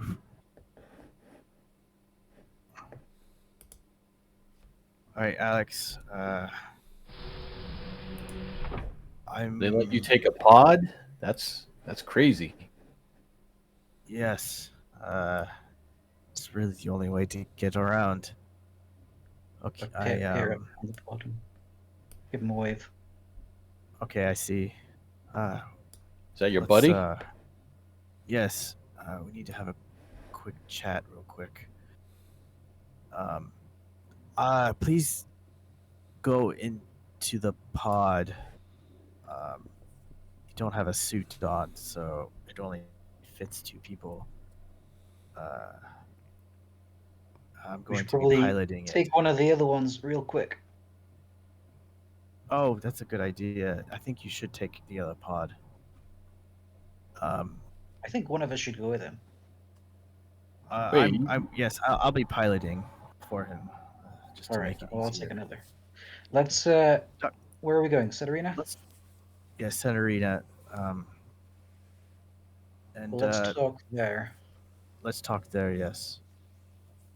I'm out of character. I'm gonna be out of connection in the next 30 seconds. I think.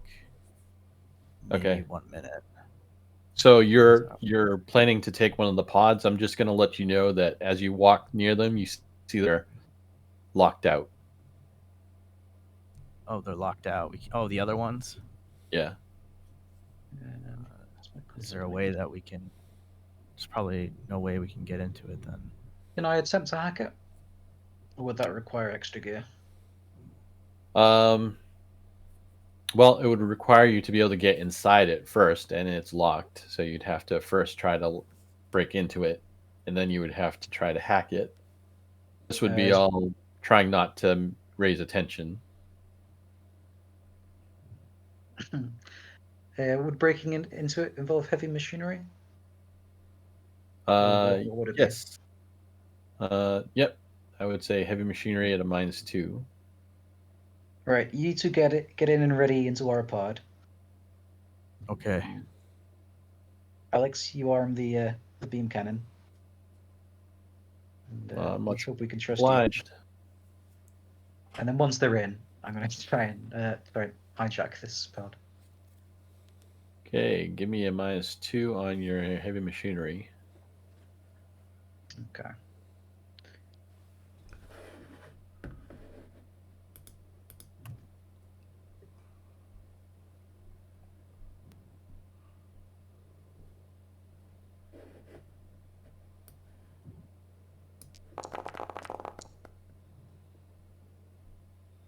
All right. I'm not. You managed to pop the hatch, and you can get inside. Right. Get into the pilot's terminal and close the door. Okay. Now Manage my hacker. to hack the unit itself, you need to do a contact and a -1.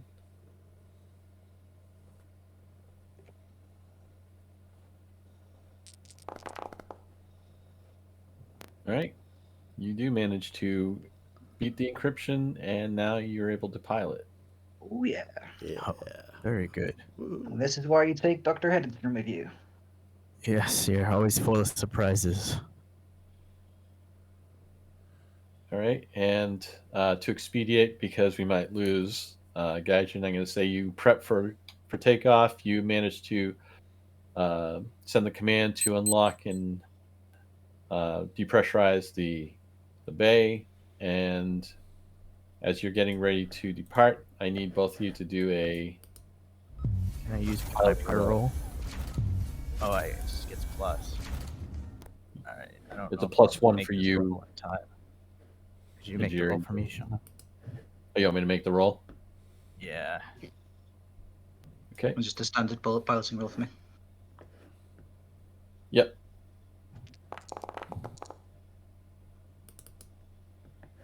And if that's my roll, oh, that's his. Okay. And I'll push if I don't make it.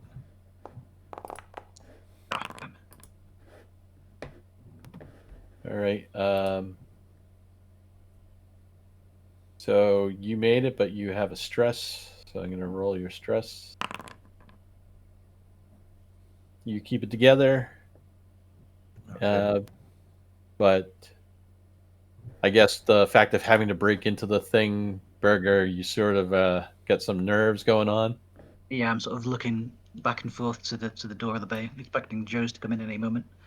And then by the time Jerry is piloted out, I hover like quite close to the departing pod before getting through. All right. But you manage to not collide, and you both pilot out into the void. Okay. We're going to end Perfect timing for me. with you guys. Do you guys want to for the rest of you, take a mid-game break, and then we'll come back and they'll start up with a different scene? Sure. Good. I need coffee. Yeah, that's a good plan actually. Yeah, it was Okay. fun. All right.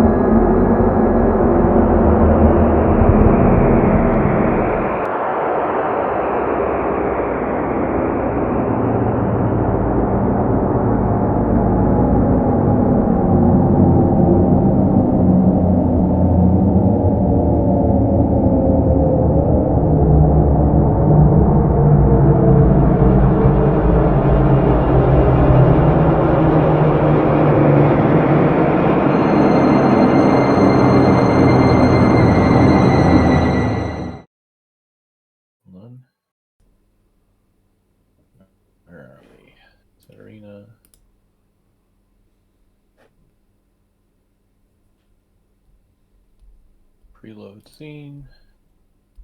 Everyone else ready to go? Yeah. All good.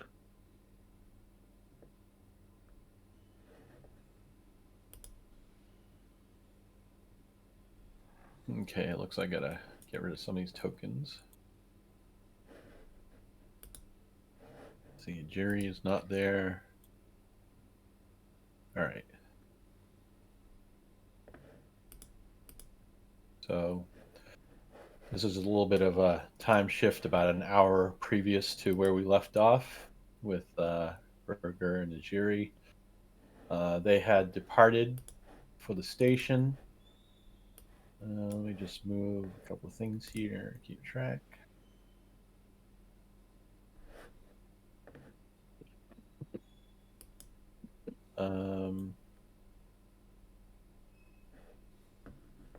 Okay. When they left,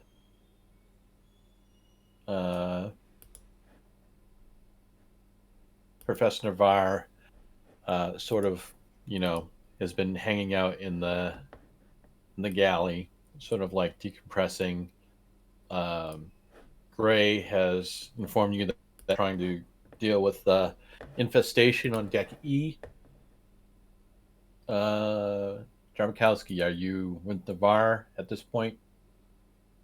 Yes, I would say that once the others left the ship, that I'd come out of my room, and go get something to eat and just try to get the stress of them accusing me, off my mind and relax. All right. I'm going to say that you sit down after you get whatever it is you're going to consume in the galley. Not really near Navarre at the moment. He seemed to be kind of like deep in thought, so I guess you probably just wanted to leave him alone to help decompress in his own way.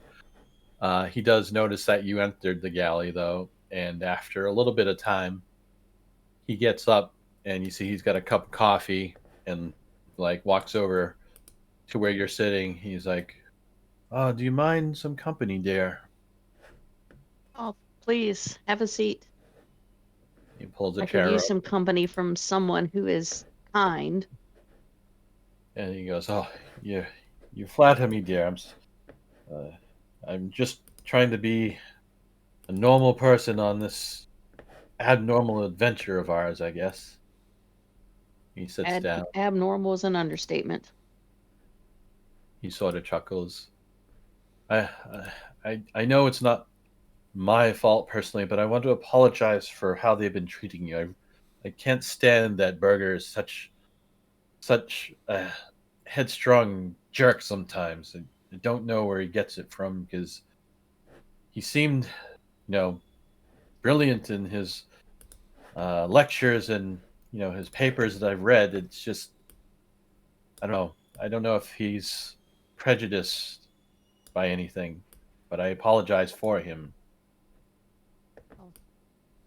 Like you said, no need for you to apologize. You have done nothing.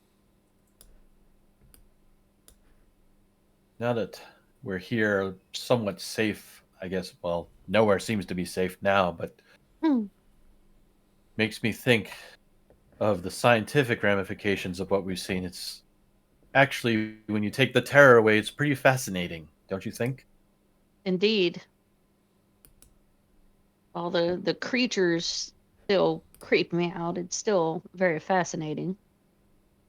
I understand your trepidation. I have the same fears, but just thinking about the ramifications of the science of it all. I mean, these creatures seem to propagate and transfer their essence from being to being, even to inanimate objects. It's something that we could use potentially to take leaps and bounds in our scientific advancements.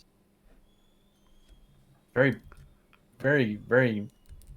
I just can't wrap my head around it, but it just seems so intriguing. Indeed. I mean, I don't know if it's quite what your specialty was. I mean, as a chemical engineer, the the properties of these creatures are what I find fascinating. Aside from their temperament. Oh, my specialty is space, not with the biological part. The black hole fascinates me more. And it seems we haven't had barely any time to study it. It seems a shame.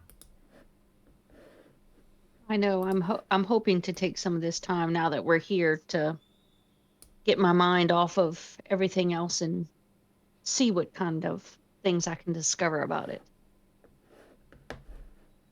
He sort of takes a minute and like seems like in self thought for a moment, and then he looks at you again. And I know it's none of my business, and I'm sorry if it angers you for me to bring it up, but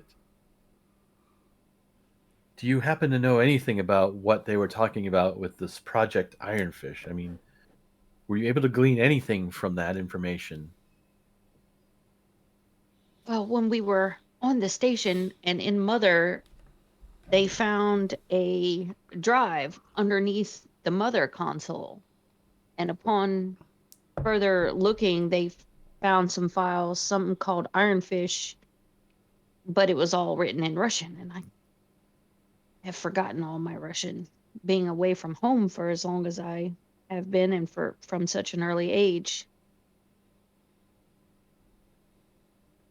Oh, I mean, it's understandable. I mean, it's been, I'm sure, years and years since you've had to speak in your native tongue. I mean, they should understand that.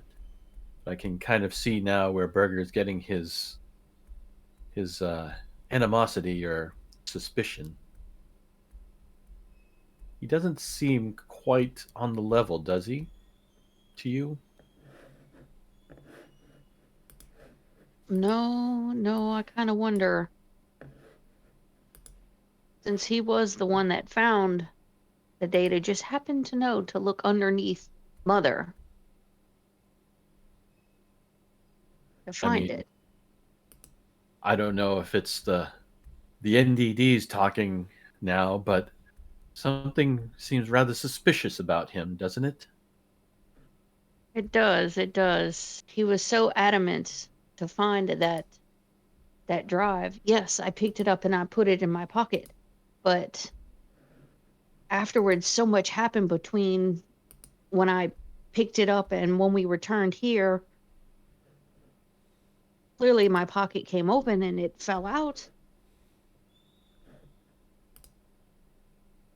It's, in a way, it is a shame. I mean, whatever this information was must have been valuable to whoever was collecting it. But, it might be for the best that it's out of your hands. I mean, it's nothing that you probably should have if they're going to accuse you of something. Yes. Part of me is glad it is gone. But Just hate that they continue to accuse me of hiding it. something about though Berger makes me feel that he's not going to drop this. He's not going to let it lie. I mean, do you know what you're going to do if they confront you again? At this point, if it gets him to shut up, I'll just let him search me. I have nothing to hide. I don't know if I can allow that. It is not my nature to let bullies be bullies. Indeed, but I just want him to leave me alone and go away. I'll tell you something in confidence that if he does put a hand on you, I don't I can't guarantee what's going to happen next. I just might not be able to control myself. Well, I appreciate the support. Well, us like-minded scientists have to stick together. Do we not? We do. He sort of gives you a reassuring nod and he stands up. He's like, I think I'm going to track down Gray and see what the situation is with this infestation. I mean, on top of having to replace the batteries and the thruster coil and cutting this thing loose, I don't know what else to deal with this weird stuff growing on the ship. I don't know if I can even sleep, although it's been almost 3/4 of a day. I'm getting exhausted. Well, for lack of anything else to do, I shall join you. See what I can help with. I appreciate the company, dear. And he picks up and he starts to head out of the galley. Just gonna follow. Do you remember where he said he was going? Oh, was it deck E? Oh yes, near the engineering, I believe, or the life support. That's troubling. Indeed. He starts heading down. You can hear sounds coming from E deck as you approach, and you can see Gray has started working on cutting away pieces of a room that seems to have some of this purplish, dark purplish growth seem to be bubbling up from the surface of the hull on the wall itself, and he seems to have cut away a portion of it. He notices you enter the area, and he stops cutting. He pulls away his goggles, and Dr. Trapikowski and Professor Navarre, I'm glad that you've come to accompany me. Are you looking to help? Indeed, Gray. Looking for something to do to get my mind off of the events from earlier. Well, this indeed is quite fascinating. It might be able to keep your mind off of it. However, I do think that being in close proximity to you being organic creatures might not be the best thing for you. I could show you my progress, though. Okay. Yes, if you think it is unwise for us to get close, I will heed that warning. In lieu of the captain's absence, I would be remiss in letting you put yourselves in danger. As much as I would like the company, I can proceed and inform my progress at about 30 minutes to an hour from now, if you would like. Okay. Understandable, Gray. I'm sorry that we bothered you. Oh, no bother at all. By the way, I have a joke. Would you like to hear it? Of course, Gray. Knock, knock. Who's there? Adam. Adam who? Atom is the smallest particle known to man other than its subparticles. Ha ha ha! Keep working on it, Gray. You'll get there. You see Navarre sort of like rolls his eyes as he walks out. I do think that joke does require a little bit of tweaking. I will tell you it again when I report in.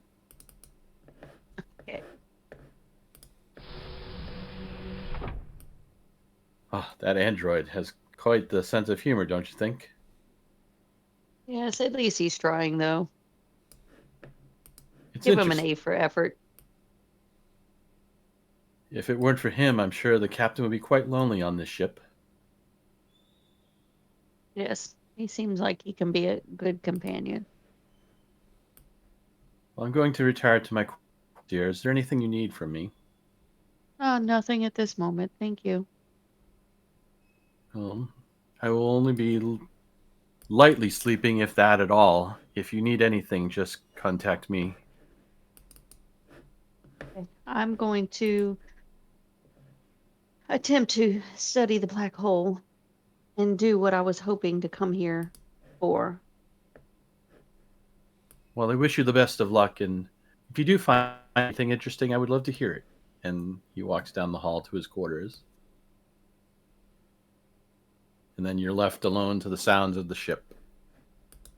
Do you do anything specific, or?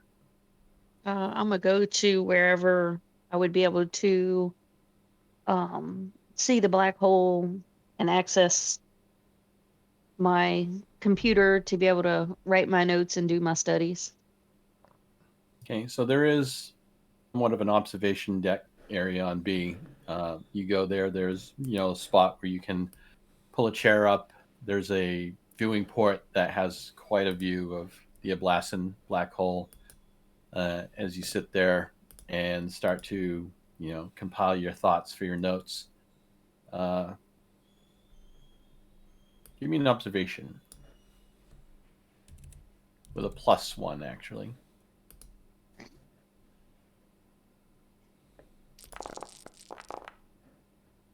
Ugh.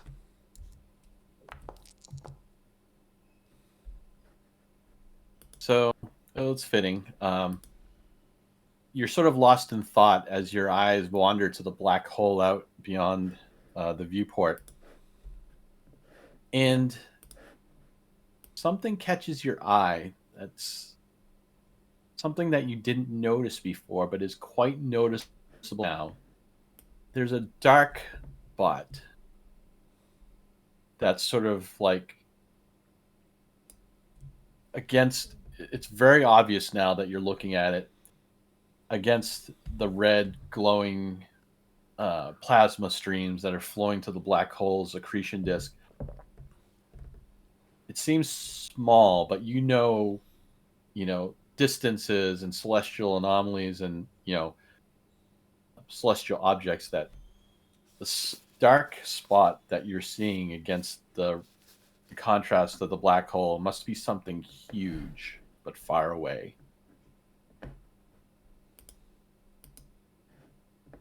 Gonna look at it and sort of blink in disbelief, rub my eyes like trying to, am I really seeing this?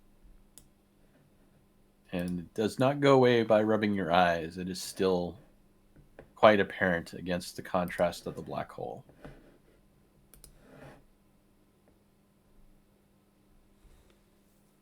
So I'm going to, upon seeing that, I'm going to go run and wake Dr. Navarre.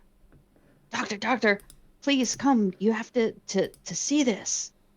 Oh, what? Oh, I actually fell asleep for a moment. Sorry, dear. What is it? I'm sorry to wake you, but there's something at the black hole. You must come see. You see he's got a confused look on his face, but he gets up quickly, throws his jacket on, and he follows you to the observation area. Did you What is see it? it? Do you see that spot there? You see, he adjusts his glasses as he leans forward, putting his face almost right up to the glass. First, you think he puts his hand up and he rubs on the glass as if it's like a spot on the glass, but then he realizes it's not on the glass, and he's looking. He's like, "Was that there before?" No.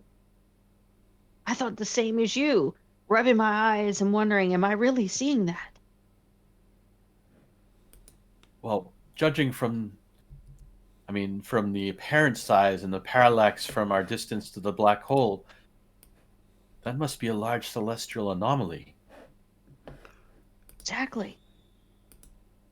But how can that be? I mean, we didn't see it here when we first arrived, and I'm sure we've looked at the black hole on occasion on our travel to and from the station. I didn't notice it before, but I notice it now. What do you think it is? Oh, don't know. I had to make sure somebody else saw this to make sure I wasn't crazy. And you see Navarre is sort of looking at it again, very much intently. He says, "Do you think it's something that the Ceterina's instruments could possibly analyze?" Oh, it's worth a try. Should we ask Gray, or should we just go about it on our own? Oh, it's probably best we ask Gray. I would hate for anybody to get the wrong idea. Yes, I will contact him immediately. And you see he walks over to the intercom. Gray, I'm sorry, Gray, can you hear me? This is Professor Navarre. And then after a moment, you hear the intercom sort of squawk to life.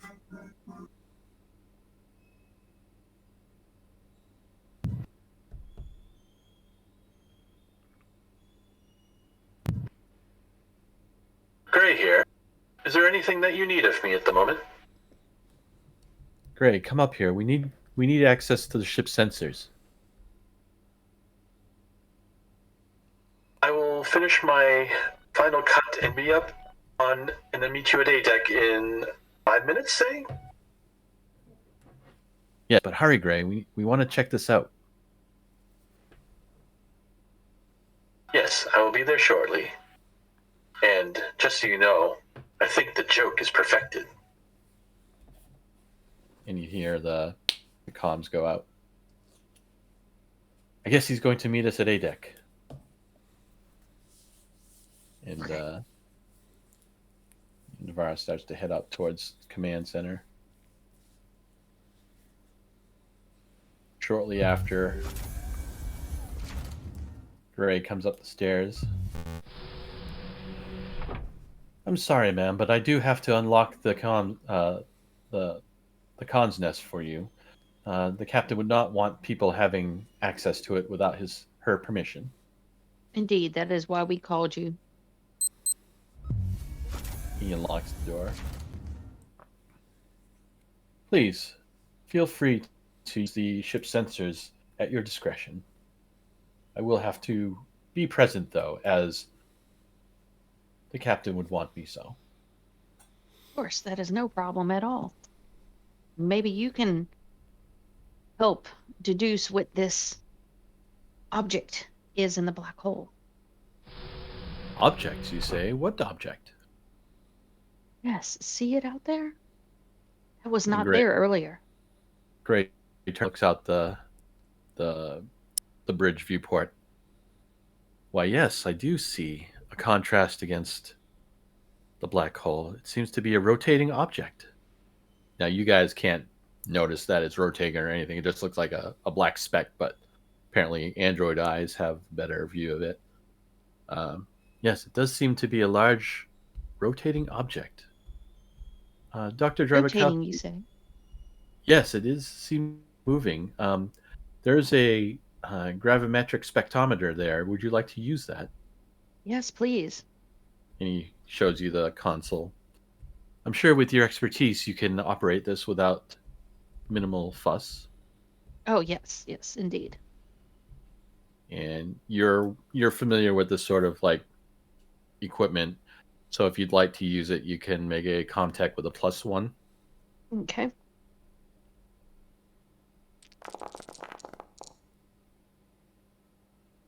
Would you like to push it to get any better of a roll? I mean, you have enough to use it. I'm not going to risk any more stress. Okay. So yeah, you dial in the ship's sensors arrays for gravimetric anomalies and metallurgical spectrograph, and you point it in the direction of this speck. And what comes back to you is very surprising. You can tell from your observations and the readings that there's a small, well, in the scheme of things, as far as planetary things are concerned, a small celestial object, roughly the size of, I don't know, let's say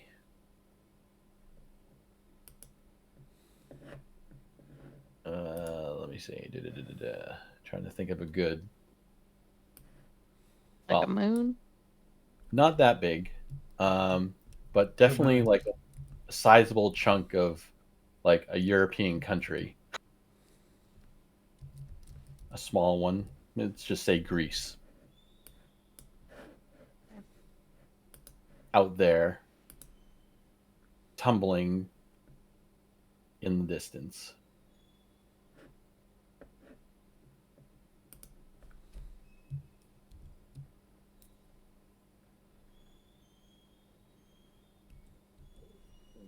So we have a small object out there.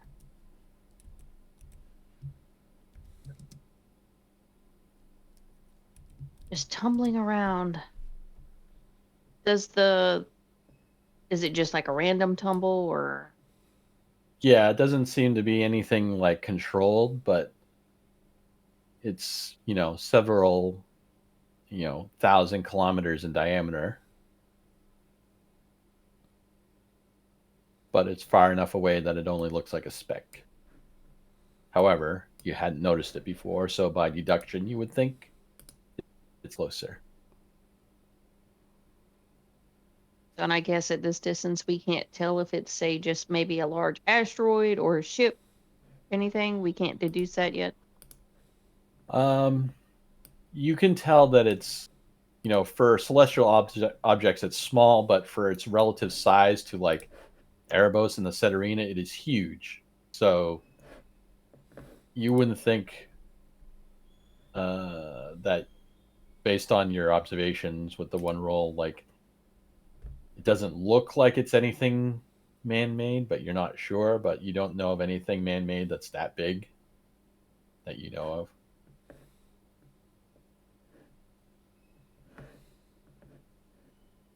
Gray pipes up.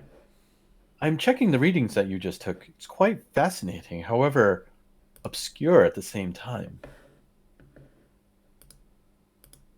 It is. It is a very large object, just tumbling around.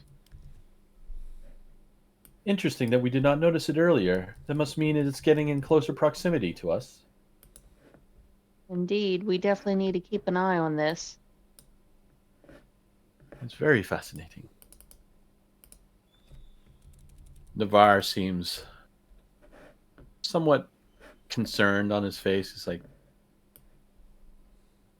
just things don't seem to be going our way at all today. I mean, not that this thing is dangerous per se, but just one surprise after another, it seems. Indeed. Anything else you'd like to do while you're at the controls, or? It seems that's probably the most info we're going to get out of it for the time being until it gets closer. Okay. Unless maybe we can scan it again to see how fast it's traveling, if we can determine that. That would require another contact roll. +1 again, or? I'm going to say because it's so far away and distortions from the black hole, it's just going to be a straight. Okay. Oh, wow. You get quite a good scan. What would you like to do with your extra successes? Get new or unexpected info with one of them. And I'm going to save the other one. All right. So with the new and unexpected information, what you do, since you succeed and you get that, you do determine that this is in fact some sort of rocky type planetoid structure. It's not anything man-made. So similar to an asteroid, huge. And with the unexpected information is you do realize that it is coming the direction of Erebos.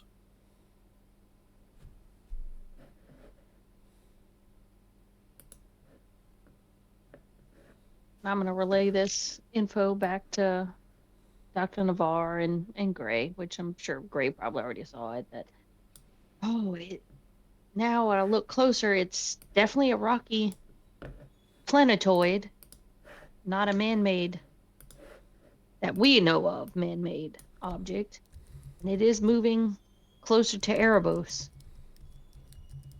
That's a little concerning to me, says Navarre. I mean, what do we know? I mean, I guess we'll have to wait, but what if its trajectory is close enough that it might cause us harm? I mean, that's very concerning to me. Mm-hmm. We're definitely going to have to keep an eye on this to see how fast it's moving and when it, to determine the speed at which it's moving and when it might get here and keep a better eye on its trajectory. I can certainly do that with my extra functioning capabilities. If you would like me to add that to my list of duties, says Gray. Oh, that would be wonderful if it doesn't interfere with your other tasks. Well, I mean, physically I'll have to be down working on the bulkhead, but from occasion to occasion I can network a comm terminal from EDEC to operations so that I can keep an eye on it using the sensors.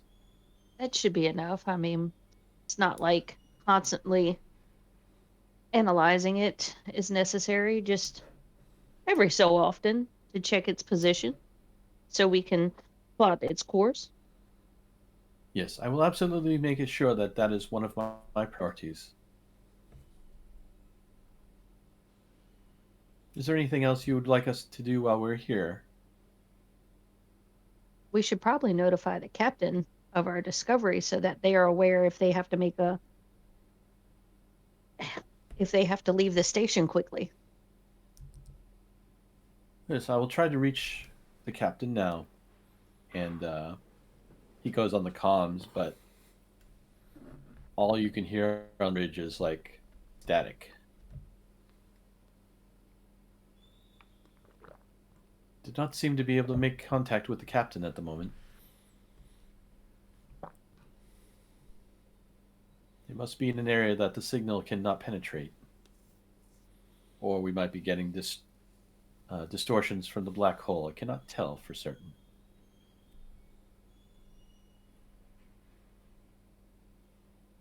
Okay.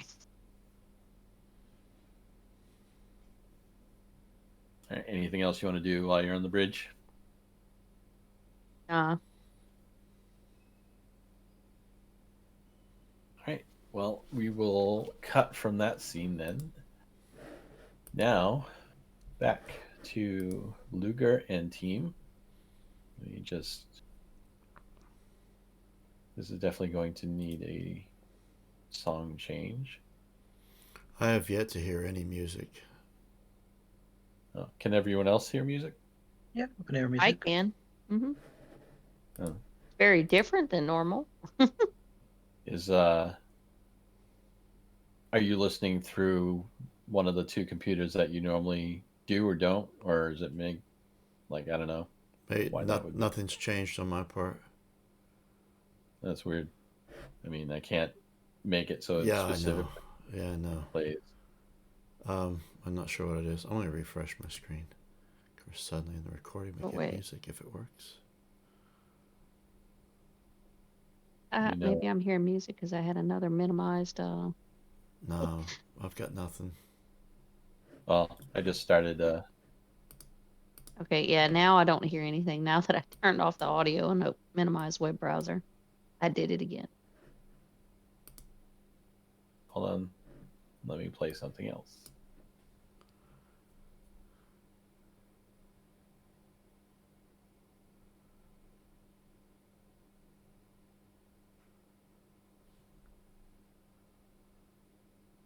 Now I hear it.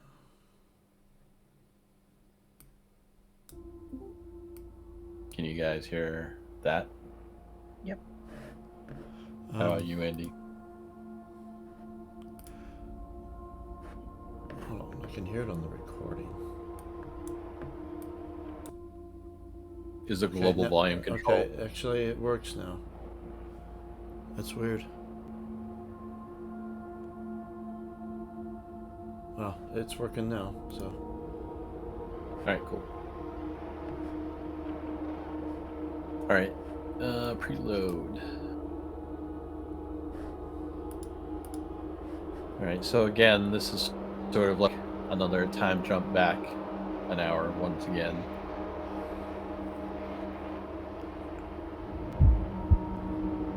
And everyone should actually be looking at the cryosleep chamber on the Chiron. Yeah. Can everyone see it? Yep. Alright. Main airlock for Brick. Oh, I Right. forgot about this There we cliffhanger. Alright, so when we last left off, the three of you had just entered this area of the Chiron, which surprisingly seems to have been untouched by this biomechanical growth, which has changed the entirety of the other rest of the ship into something that is more akin to a living organism than a ship. You do notice that there was one cryo pod that was missing, the rest are inactive, and there's one that seems to have an occupant.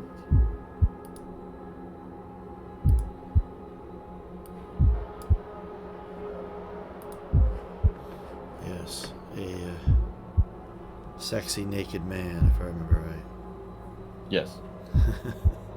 You didn't have the word sexy, but I just added that. While you're all standing there, under this, just taking in the realization of what you're looking at, you see Dr. Lark sort of doubles over for a second and goes,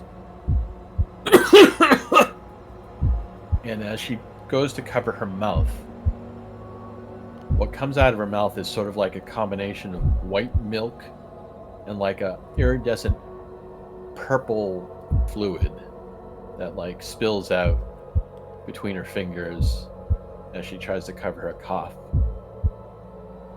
Am I aware that androids can cough? You were not aware of this.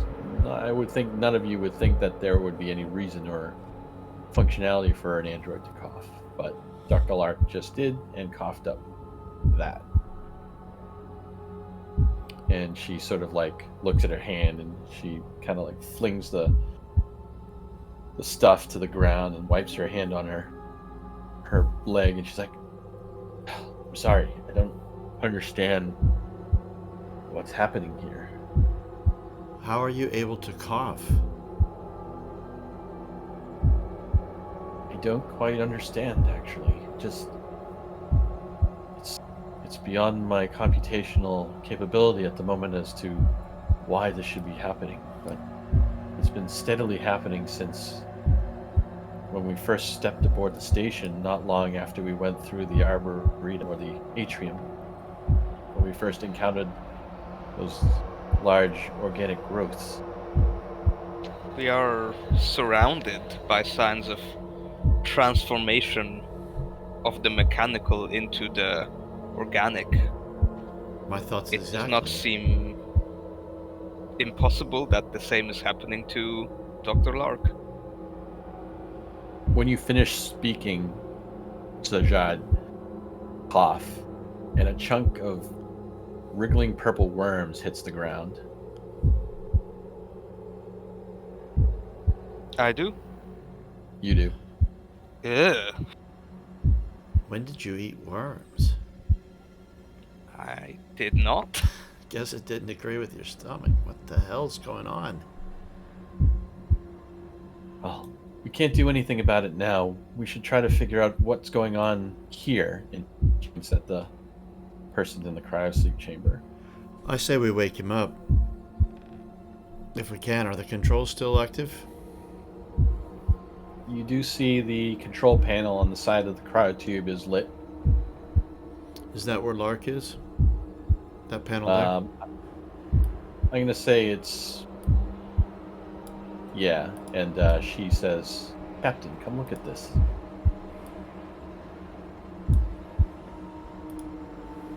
She steps aside.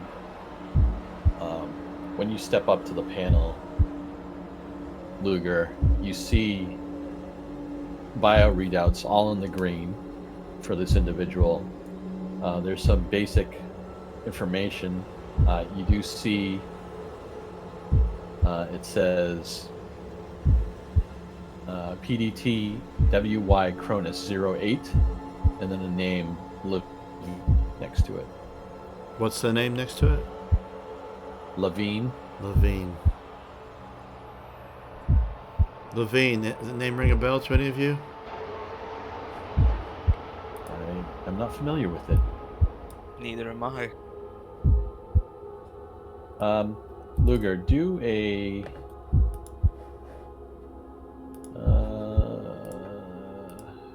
I'm gonna say a straight wits roll.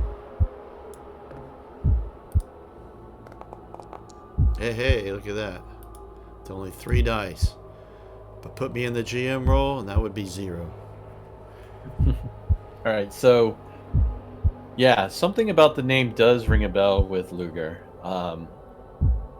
With everything going on with, who you think this being is that you had conversed with, it's a memory where you had been researching the Cronus, and the name Levine rings a bell. You think that you remember that it might have been the pilot of the Cronus, the 3rd officer. Right. Guys, I believe this is the pilot of the Cronus. If I'm right, he could have a hell of a lot of answers we've been looking for.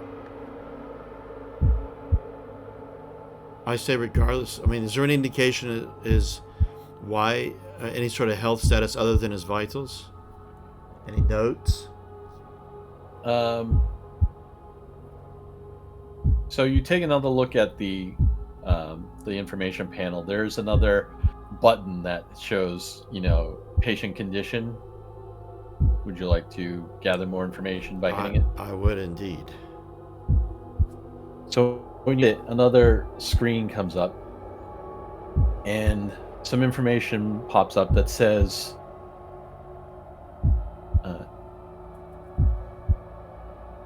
infected individual, contagion, negative, containment,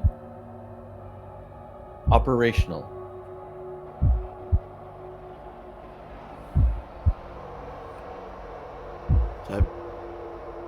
I relay that to the other two. Does that mean what containment?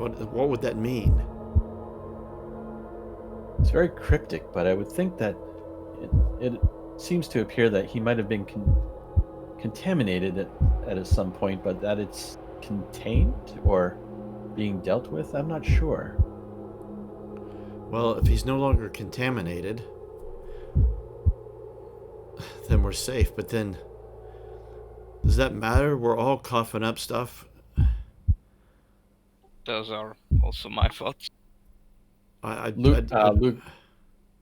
Luger, you're fine. I don't know if you I remember. forgot. What we Yes, did sorry. last session. 2 weeks ago, and my brain has lost it. Yes.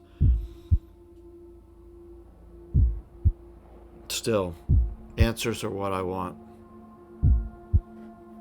Would you like to unfreeze the? I would. Okay. I'm not going to make you roll. These are pretty standard, and they're old, but they're pretty standard cryo tubes that you're familiar with.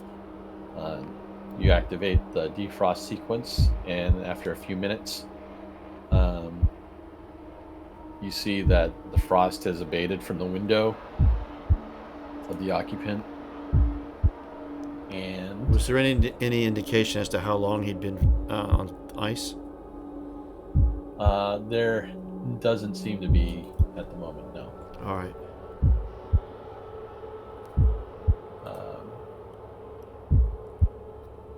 And then slowly the cryopod begins to cycle open. It's like a psh and a burst of air as the air inside contained escapes out, and then the individual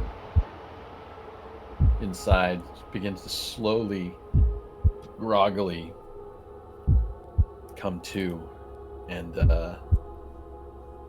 he sort of like hand slowly goes to his face, and he's rubbing his eyes and his temple, and he sort of slowly creaks his eyes open, and he's looking directly at you, Luger, sort of rolled on his side, and he says,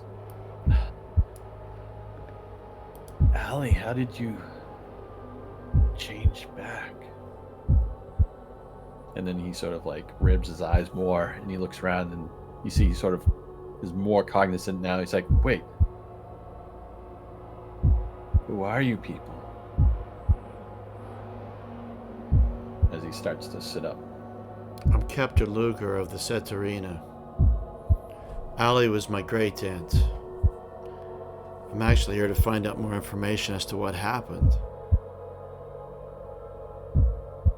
He goes, he sits up and like swings his legs over the edge of the tube. He's like, wait, what did you say, great aunt? Who? You're her grandniece? Who? How old are you? Actually, I don't know that myself. I'm 42. It's like, that can't be possible. You've been on ice for a while, I suspect, sir. Wasn't it like 70 years ago, Sean? Yeah, it's like, let me see, I'm gonna get the time frame real quick. So the current year is 2183. You know that the Cronus was lost with all hands in 2111. Yeah. This may come as some shock to you, Captain Levine, is that was? Yes. Levine, yep. Third Officer Levine. But I believe you've been on ice for 72 years. You see, in the midst of his sort of grogginess, he sort of like becomes fully awake. He's like, what? 72 years? What are you talking about? The Kronos went missing off of all sensors 72 years ago. How much of that time you've been on ice, I have no idea, but I suspect you haven't been awake the whole time, otherwise you wouldn't be as young as you are. You see, he's sort of like sinks down his head. He's like, 72 years. 72 years. Wait. And he looks at himself and he's like looking at his hands, both hands in front of him, like turning them over and over in front of him. He's patting himself, like his naked body, like his chest and stuff. And he's looking at himself. He's like, I'm okay. And he kind of looks at you briefly. The status on your pod said that you were contaminated, but that is no more. But containment, it said, was in the positive. I don't know exactly what containment is meant. And he's like, it's so much that I need to tell you. If that's really true, that you're Allie's grandniece, I feel like I owe it to tell you. It's the least I can do to repair. And he starts to stumble off the table, like towards the standing rack. I try to capture it, help him, hold him up. So he kind of like stumbles. You kind of catch him. He puts his hand on your shoulder. He's like, I just bring me over to the robe there, please. I just realized I'm totally naked. I know. Is this room intact? Like there's no weird stuff? No, there's no growths whatsoever in here. So are these like, come on, work. Are these like yeah, there's some like lockers with hanging clothes and stuff. All right. You're gonna fall down? I'm gonna go over and get your robe. I would have If had. you don't mind. Yeah, I would have had one ready for you, but I was just. He sits back down. He's sort of like covering himself, his privates, looking around. I'll put the robe around him, and I hand him some water from my water container. He's like greedily sucking it down. He's like, yeah, so much dry throat going on. I mean, normally cryo does this to you, but I guess 72 years will turn you into a piece of parchment. Yeah. And he stops. I can imagine. He hands it back to you. There's some creature outside this. We're in the life pod. The life raft. I think it's my great aunt, but she's changed into some strange creature. As weird as that sounds to me, although it sounds like it's not a strange thing to you. Well, as much as I'm saddened to hear that if that's her, that her transformation is complete, and I'm not shocked, and I think I owe it to you to tell you what happened. You see Dr. Lark, sort of like her curiosity is piqued, while at the same time kind of stifling a cough. Zajad, what are you doing? I'm just listening intently. I want to know what's happening. Alright. So, as he's sort of like composing himself after he's been able to have a nice good drink of water, he pulls the rope tied around him. He kind of sits up and his eyes close for a minute, and he looks upward, kind of cranes his neck, and he looks back down and opens his eyes. He goes, so, I mean, just so you know, I was assigned on the Cronus as the third officer and pilot. I guess 72 years ago it was. We were sent on a mission by the company. They found what appeared to be ruins on a planet way out here in the Draconis system. Just happenstance by, one of Weyland-Yutani's probes. We were sent to investigate. Turns out that when we made landfall, we came across the remnants of an alien civilization. Crazy it sounds. It's, I guess, something that Weyland-Yutani's been researching or, trying to find for ever, it seems. But we made landfall, and the science team started investigating the ruins. The planetoid we landed on, LV 1113. It was the only planet in the system that seemed to be able to support life, which is probably why they settled there. He coughs a little bit. But while we were doing the investigations, some of the science team apparently disturbed something, some organic growths on the planet, and they were infected by something. It was some sort of dust or motes or something that was an airborne contagion. People started changing. They started turning into aggressive animals, like monsters even. It was chaos on the planet's surface, and we tried to get back. Those that did, we found out that the company liaison, Crawford, she made the decision and she cut us off. She jettisoned the lifeboat, and the Cronus took off, leaving us behind. I don't know what happened to them.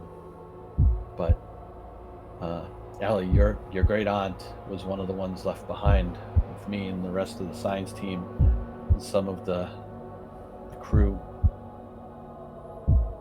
We tried to fight off the ones that changed, and we were desperate.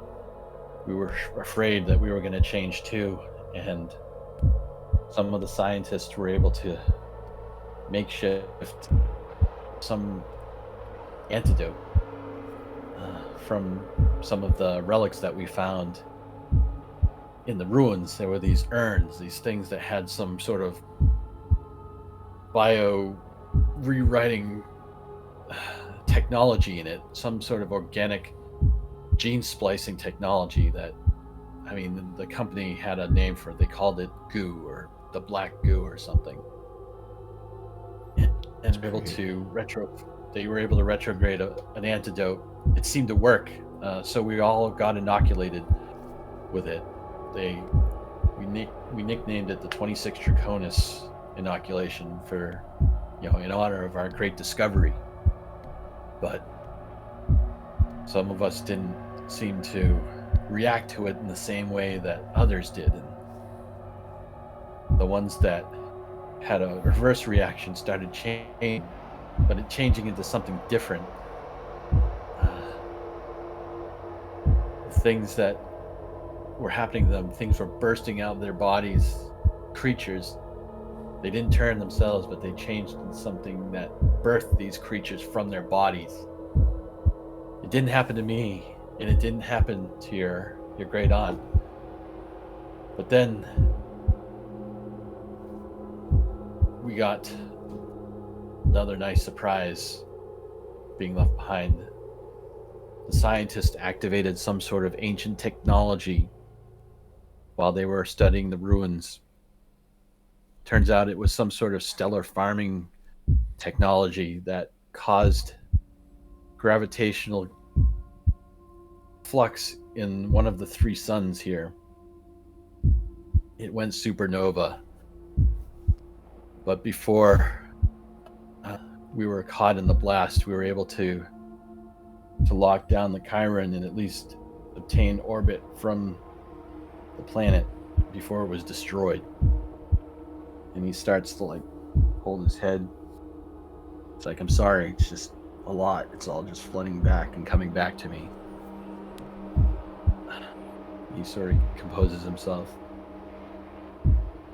After we managed to escape destruction of the planet, not long after whatever that technology was, it created a singularity. And it started pulling parts of the broken planet, the rest of the uninhabitable planets, and even the stars surrounding it back into itself. That's what the black hole that you see in the sector is the remnants of.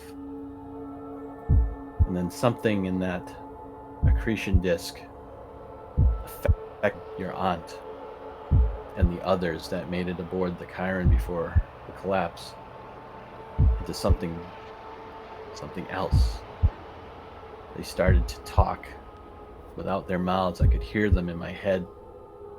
They kept saying something about being perfect. They wanted perfection. They wanted to perfect everything and everyone.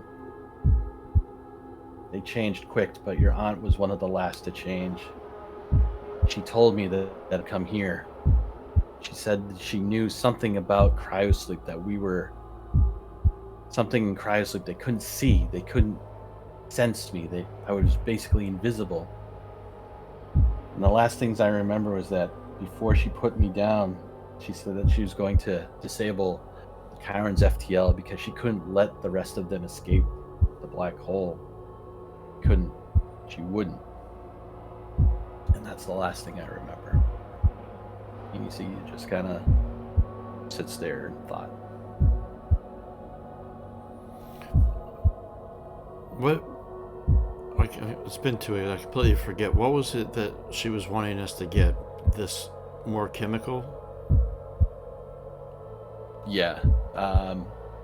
In essence, they want a pure version of the 26 Draconis stream. All right. Allie, or whatever she has become now, she's outside this life raft. I don't know if she doesn't feel like she can come in, but she sent us in to get it. But she wants a pure sample of this. I guess this goo you're talking about. She needs it to become perfect. I don't know what she's talking about. I don't know why she can't come and get it herself. Wait, they let you in here? Yes. You see his eyes start to go wide. No, that's wrong. I mean, I was invisible. They couldn't see me. She didn't know that you were here. Well, she didn't tell us anyway. We just found you. But it doesn't make sense that they would let you on board willingly, unless, and you guys go wide even further. It's like, they wanted you to find me. They couldn't find me on their own. You have to get me out of here. They can't have me. Well, the way back is, besides whatever, I don't know if Allie is still in there or not, but she has a few very dangerous friends with her. And we are not soldiers. You don't understand. They can't have it. They're going to spread this everywhere. And he looks at himself. He's like, I have 26 Draconis in me. It's the pure strain. That's what they want. How did you get it in you? See, Dr. Lark. From what I gather, apparently he was inoculated to protect himself whenever was contagion on the planet's surface. They did not see the ramifications of what would eventually be, I would assume, a mutation caused by the black hole itself.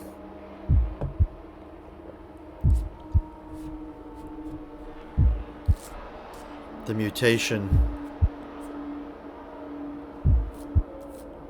What is the mutation? What my aunt is? See, Levine is like, yeah, that's what happened after the sun went supernova and started becoming a black hole. We were bombarded by radiation. Before that, we were just, the 26 Draconis just protected us from the motes and the whatever that was infecting the rest of the crew. But after we were exposed, something changed. She started changing into something else. I don't know exactly what she changed into. She put me down before then, but I knew she was different. They were all different. And I assume you know of no way to reverse whatever's happened to my aunt. I mean, I'm just a pilot, man. I'm sorry.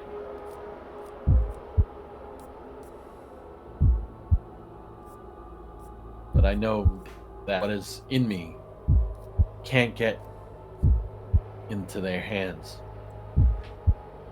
I mean, I was hoping to be rescued. I was praying that someone might find me, but now I think that was just a pipe dream. I don't think anyone should have found me.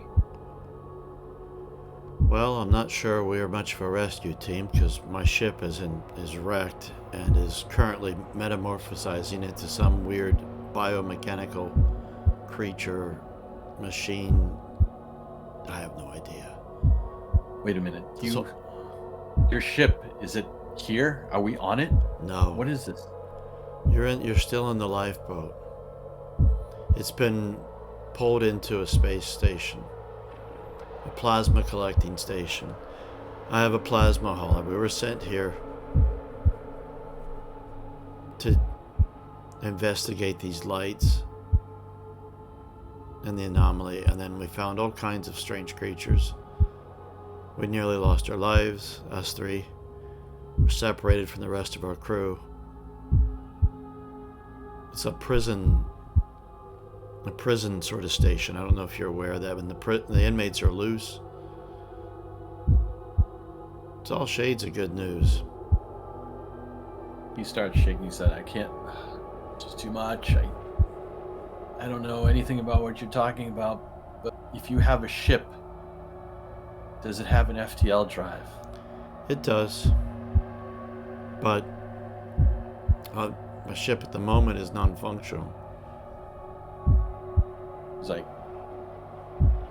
it can't. You can't risk it. They can't leave the system. Why? Because what's happening here is going to happen everywhere. If they're able to go FTL and leave the system, if they're able to escape a blasting in the black hole, everything is doomed. I remember one thing that the scientists at the dig site said that they found out something about the race that created it. They would make experiments. They would create things, beings, different types of living creatures for different purposes. But they said that there was one thing that was forbidden. They said that there was a strain, a genetic code that was forbidden. And I think that's what the mutation is. They're not meant to be. They haven't shown us any ill intent so far. Because they wanted you to find me. They duped you.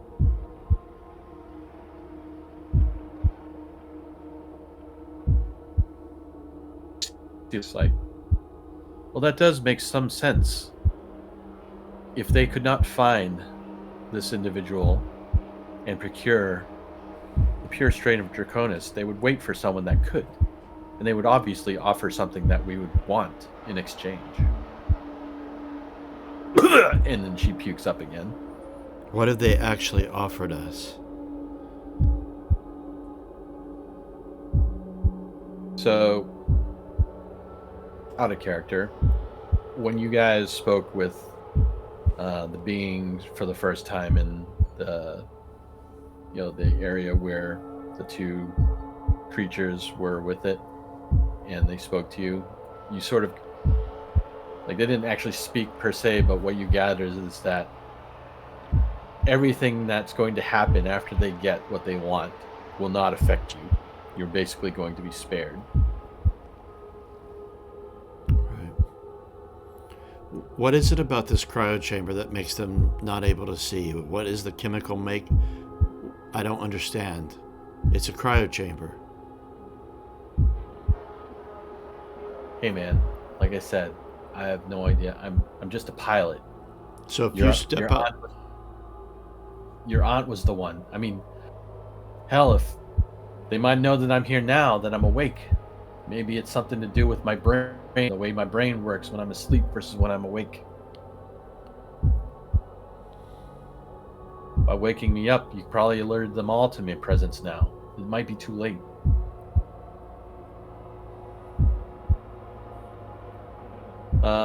Sajad, make an observation roll. Okay. With a +1, actually.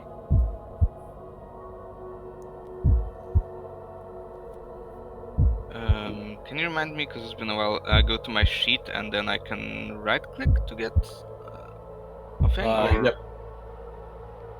You'll Okay. go ahead and go to your skills, right-click on the word observation. Yep, and then base modifier 1. Yep. Okay, time to roll stress.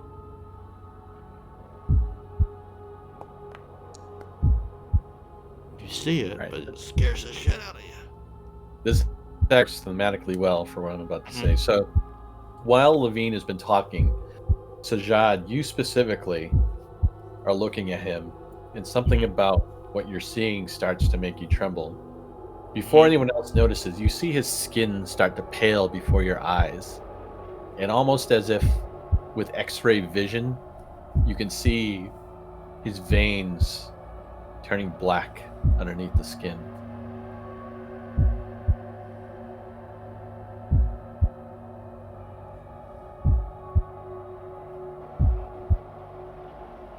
This is... Are any of you seeing anything strange? What are you talking about? See, Lark looks at you and then looks at Levine. It's like, Levine, are you feeling okay? Your complexion seems to be changing. You don't notice anything, Luger, but Levine is like, hey, what are you talking about? You need to hide me. I need to get out of here or something. You can't let them have me. They're blocking the can't- only way out of here.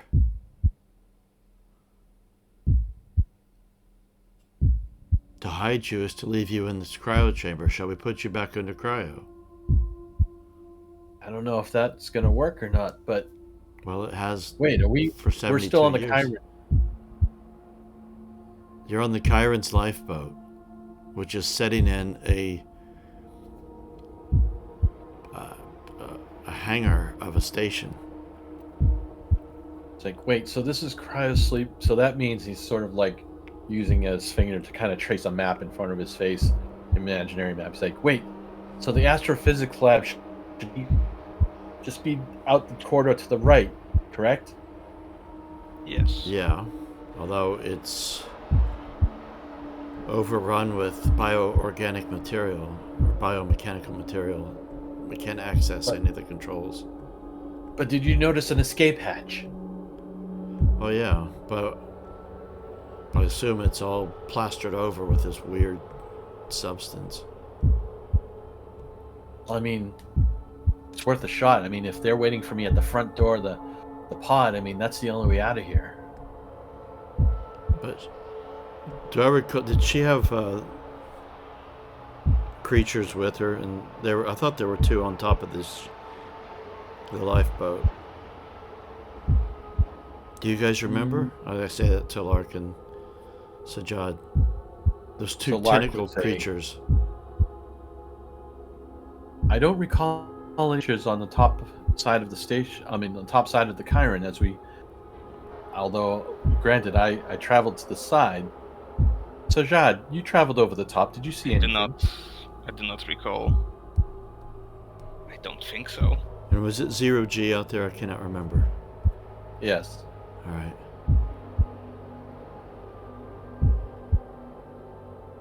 So what? Do you think they will conquer the galaxy?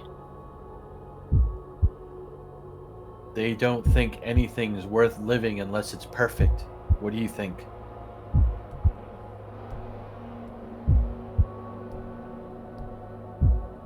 I think maybe we deserve it. See, Lark looks at you. What do you mean, Sajad? You've seen this station. The prisoners used for labor, with no choice. Dangerous experiments, all for corporate greed.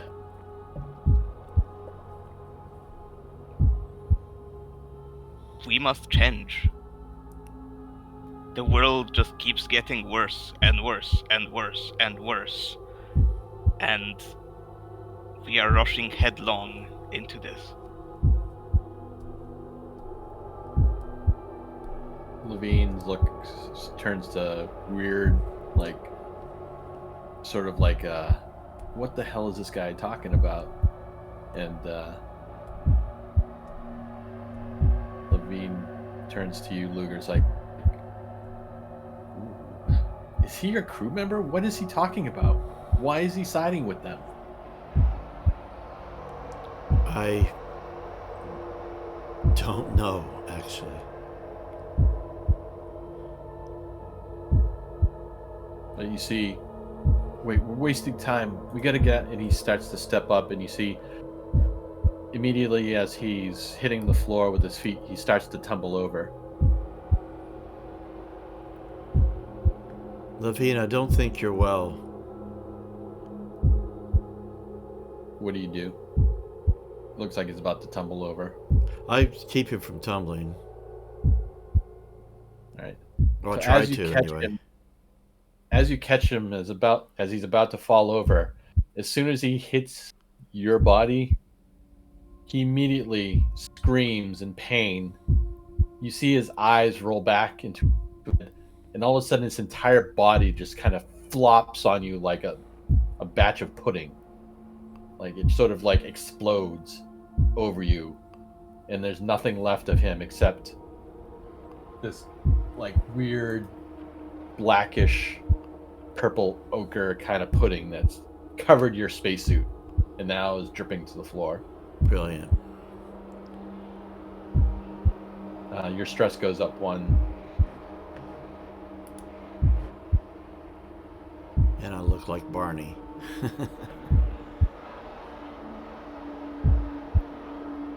Glad I have my suit on. What the hell? Well, I guess now I carry the pure sample all over me. Lark says, fascinating, complete cellular disruption. You see, she looks around and she finds some sort of like container. She's like, if what he says is true, we do have to keep some of that tissue for sampling. And she starts scraping it off of your suit into this container. Do we want them to get a hold of this? I mean, if what he's saying is true?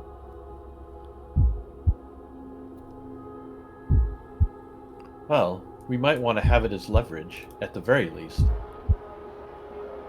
Exactly. My first job is making sure we make it out of this alive. If we don't have anything, then we have nothing to bargain with. These creatures do not wish us any harm, and I don't see any evidence that they are going to destroy the galaxy or whatever. This station is a place of evil, and it is... What's happening here is terrifying, yes, but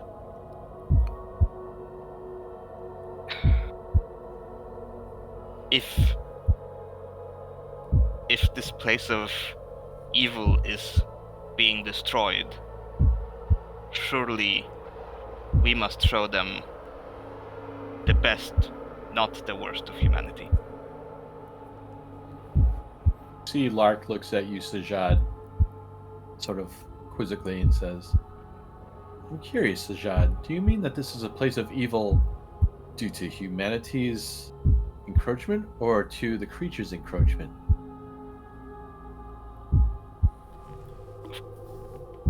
The way it's this station, what it does, it's here to...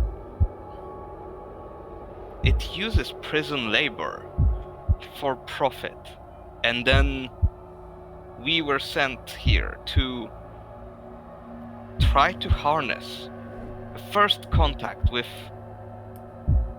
well, first official contact with an alien form of life. And what were we sent to do? Were we sent to communicate with them? No, we were sent to harvest them, to study them, to turn into pharmaceuticals, into, I don't know, materials, profit. It's...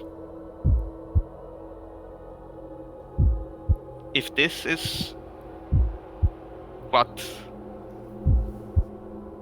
we are as a species, then what's the point? We must transcend this. We must be better. Yeah, but we don't know that those creatures promised we would not be harmed. But what reference do we have that they will do what they say?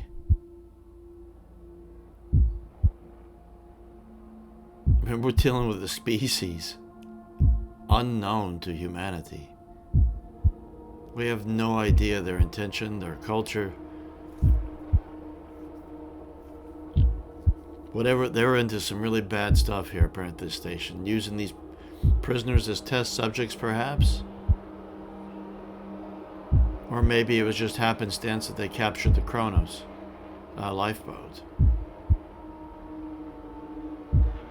He seemed to have no knowledge of the station.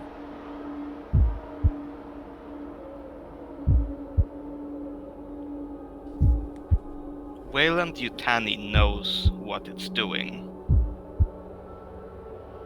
It's not random happenstance. Do we know that Weyland funded this mission? I can't remember. Yep, Michael Bishop is the one that sent you on the mission in the first place to research and catalog what was dubbed the Hestalan Lights by the researchers on Erebos several months ago when they found it. Your mission was to sort of like basically see what it was and how Weyland-Yutani could capitalize on it. Yeah, well, my personal mission was just to escort scientists, but yeah. Is this door up above, is it normal or is it a weird bio? It's normal. On the outside, it's starting to turn organic.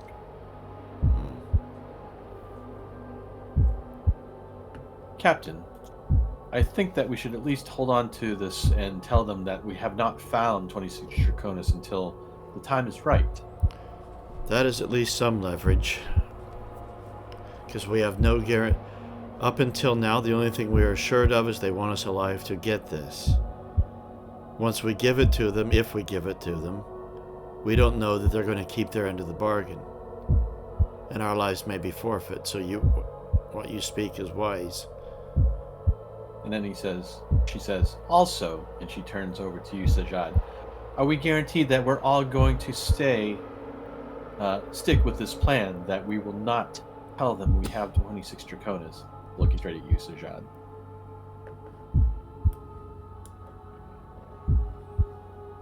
I will go along with this for now. I want to see if there's anything else in this lifeboat. And then, as you proceed, Lark says, mind you, one of my parameters is to keep the safety and security of the crew utmost as top priority, Sajad. Anything that impedes that will have to be dealt with. Do you understand? Of course, that is why I'm here as well. Considering your view of humanity, I was hoping that you were not changing sides. Is this room human accessible, or is it all just bio? 1 second. Observation. Sorry, I jumped ahead. That's fine. Does look like it's all completely transformed into organic material. Those doors in the top, are they even doors, or are they just look like ventricles?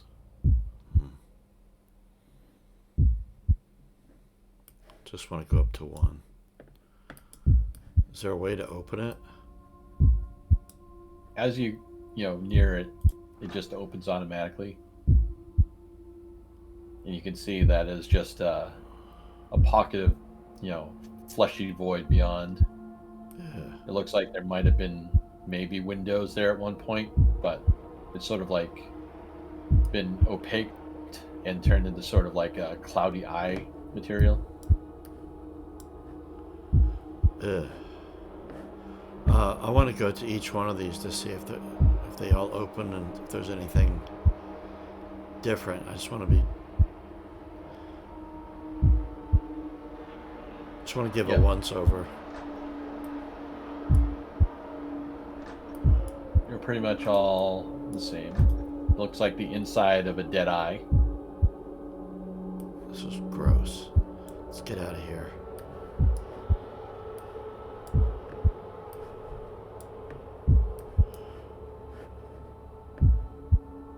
Captain, have we tried contacting the rest of the crew recently?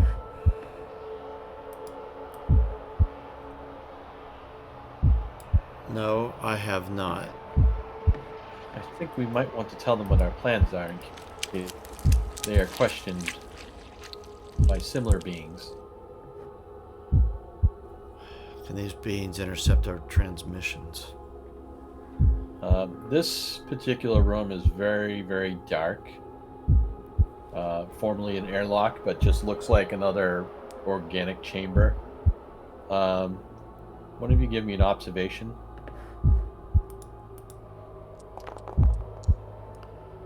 Wow. Keeping it together. But no success. Guess I'll do Larks. Alright. Do you want to roll for observation, Sajad? Sure.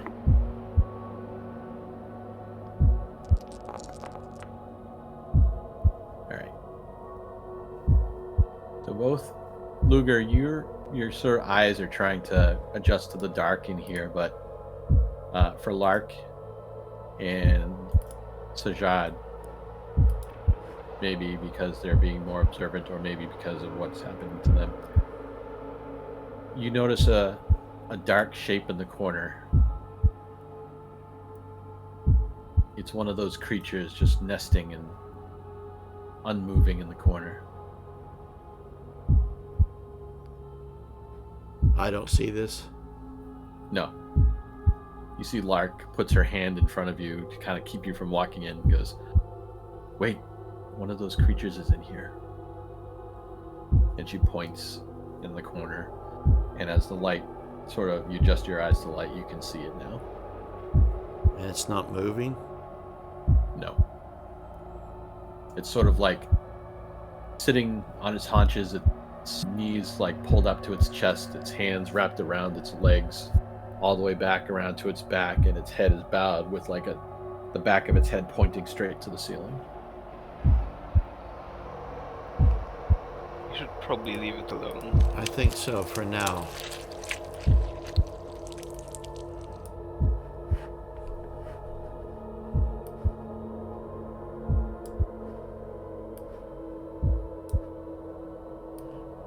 I want to get a rough idea of the rest of this lifeboat that I want to get in contact with, or try to, with the rest of the team.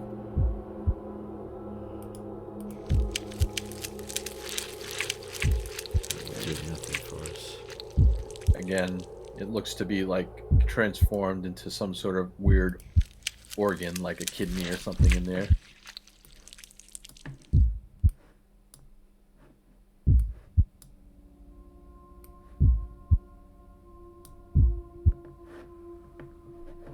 What is? I've been thinking. Good. I've been thinking of the ramifications of Levine's prognosis of the situation.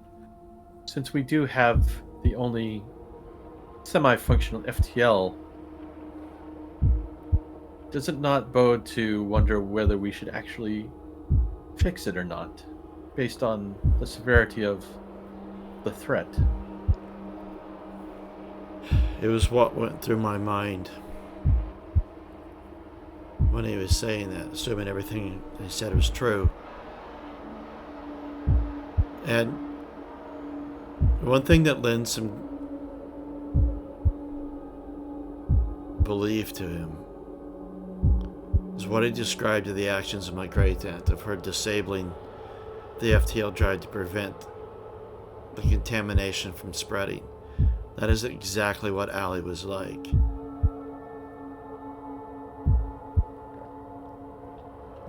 Your aunt seems to have been an altruistic person in her time. All of my grandfather's descriptions of her was quite an inspiration to me. It's what led me into space. Did the daughter mainframes not seem to indicate the wormhole leads somewhere? There was no indication of anything either confirming nor denying that. It was still collating. Yeah, and it was coordinates some ways off. Is this room all yuck, or is there anything human accessible? So underneath the muck, there seems to have been med pods that were here, but this one here is almost similar to the one that you actually used in the other room. It looks like it's almost normal.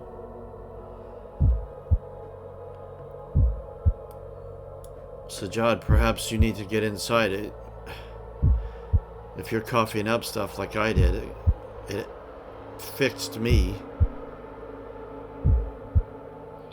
This may be wise for now. I'm going to go ahead and do that. But before I do, I will say, there is a dilemma regarding the FTL. If we don't get out of the system, we will die. There is no... I do not see a way out of this without potentially working with these creatures. And yet, if we do, maybe we do not need to fix the FTL. This takes care of Levine's worries, and, well, I would rather not be dead.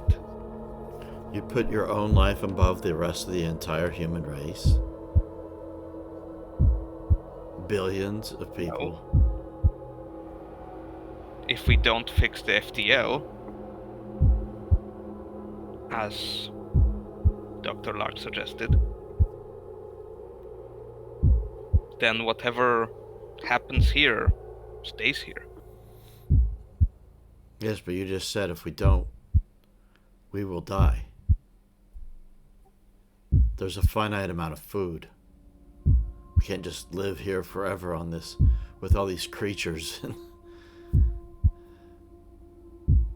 I do feel like once they have determined that our intentions are not to help them, our life expectancy will probably drop dramatically.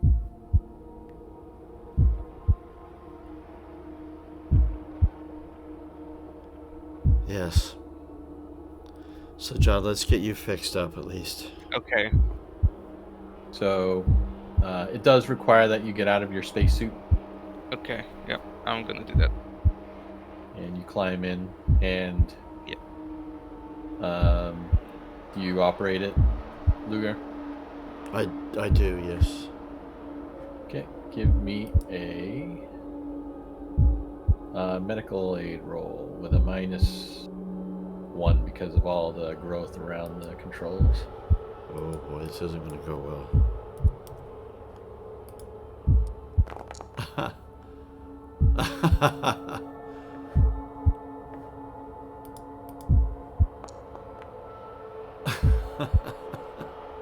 Of course I can succeed. All right. Describe what you were about to do and got to do. So the whole thing, I mean, I'm still on my suit, this bulky giant suit. I'm still covered with this purpley black goo. Wiping my face screen off enough to see, and then the whole thing, and just I found my aunt, but quite a bleak situation, so I'm just barely got the buttons pressed right, hands shaky a bit. And yeah, just barely hanging on here, just sweat beating down my forehead. So, with all that in mind, you do manage to initiate the decontamination sequence. As it begins, the pod closes. These manipulator arms and spray nozzles start to come down. Sajad, I need you to roll me a single ad hoc stress die. Okay.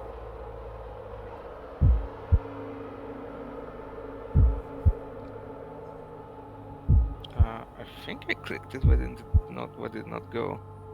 Oh, so just one base die then? One stress die. Like if you click your ad hoc roller. Yeah. I tried It'll- doing 0 base and 1 stress and it didn't roll. It's anything. gonna make you do one base, so just ignore the base. Just Oh, okay. need stress. Okay.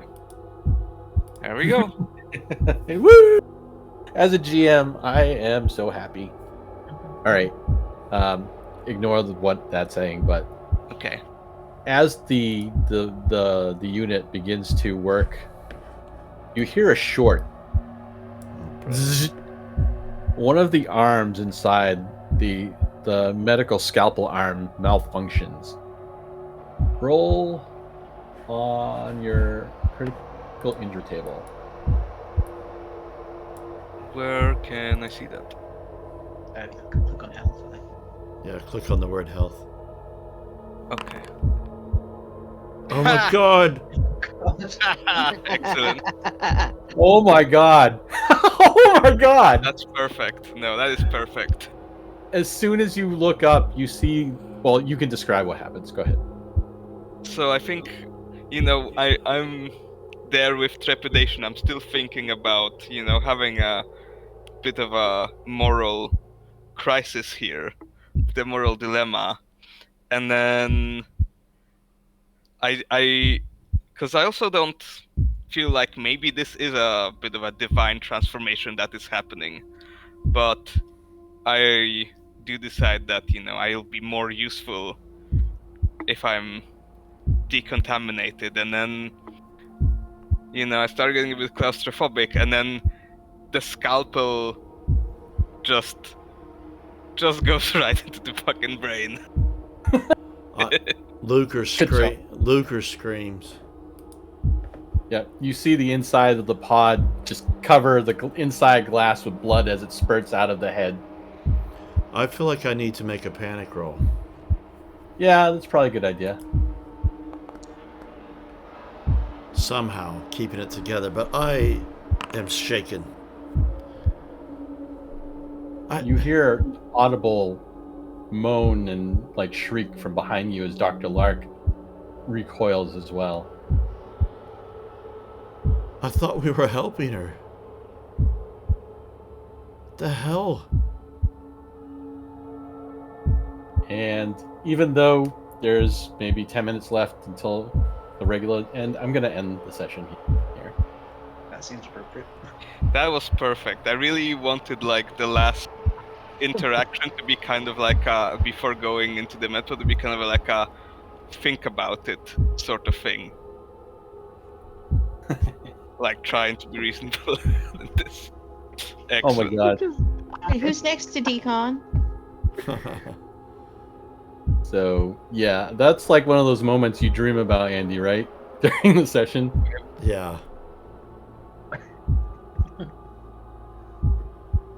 So, needless to say, I'll be giving you a different character for the next session, Zan. Alright. That was excellent. What weapons is Zan carrying? Because I'm trying to get over my shock. I have an EVA pistol with 1 reload and Wayland dual action electrostatic shotgun but no ammo, and a harpoon grappling gun but no ammo. Wow. Also, medkit, hydration, and 3 packs of cigs and a lighter. And a Wayland Yutani ape suit. Well, all the reloads for the EVA pistol are what I'm needed most of all, but just 1. Oh, 1 reload plus the one in the gun? I suppose. Sean? 1 second. Oh, sorry. And if you want to wait until next session, that's fine by me, but I mean, if you want to pick the body clean now, we can get it out of the way, but I just wanted the reloads. Does he have 1 in the gun and then 1 Ace or- suit. Folks. yeah, so it would be 1 in the gun, 1 reload out, so that's 2. I'm shaking the whole time though. I'll go ahead and change And that now to I'm 0. encumbered again. Damn.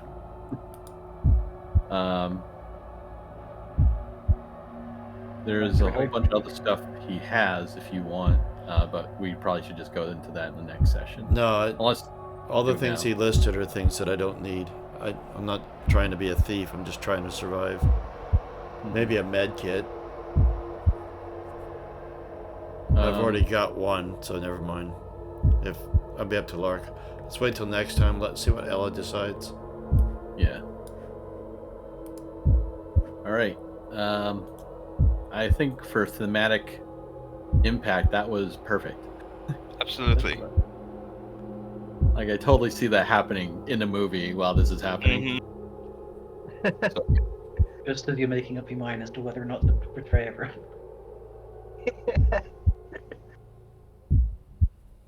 That was just perfect. But I'm so sad Sajad is dead. Ooh. I think it couldn't have gone better.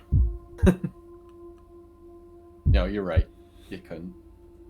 Is it going to Anyway, be Alex next time, or what's that? is he going to be Alex? Oh yeah. Maybe. I mean, that's a possibility. I'll give you an option or 2. Okay, Sajad. sure. Alex, I guess, could be like the number 1 option at this point if you want to like join that sort of crew doing Yeah, their thing. well, I'll think about it. there's another option, but I think I'm gonna hold that for a little while longer. I'll tell you guys. Okay. All right.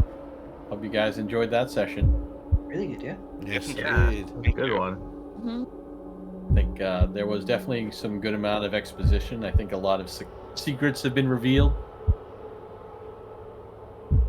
Yeah, And more secrets to come, actually. I'm sure. All right, guys. Thanks for playing. Hope you guys enjoyed it. See ya. Yes, indeed. Yeah. Excellent. Uh, Thank you very much. See you next time.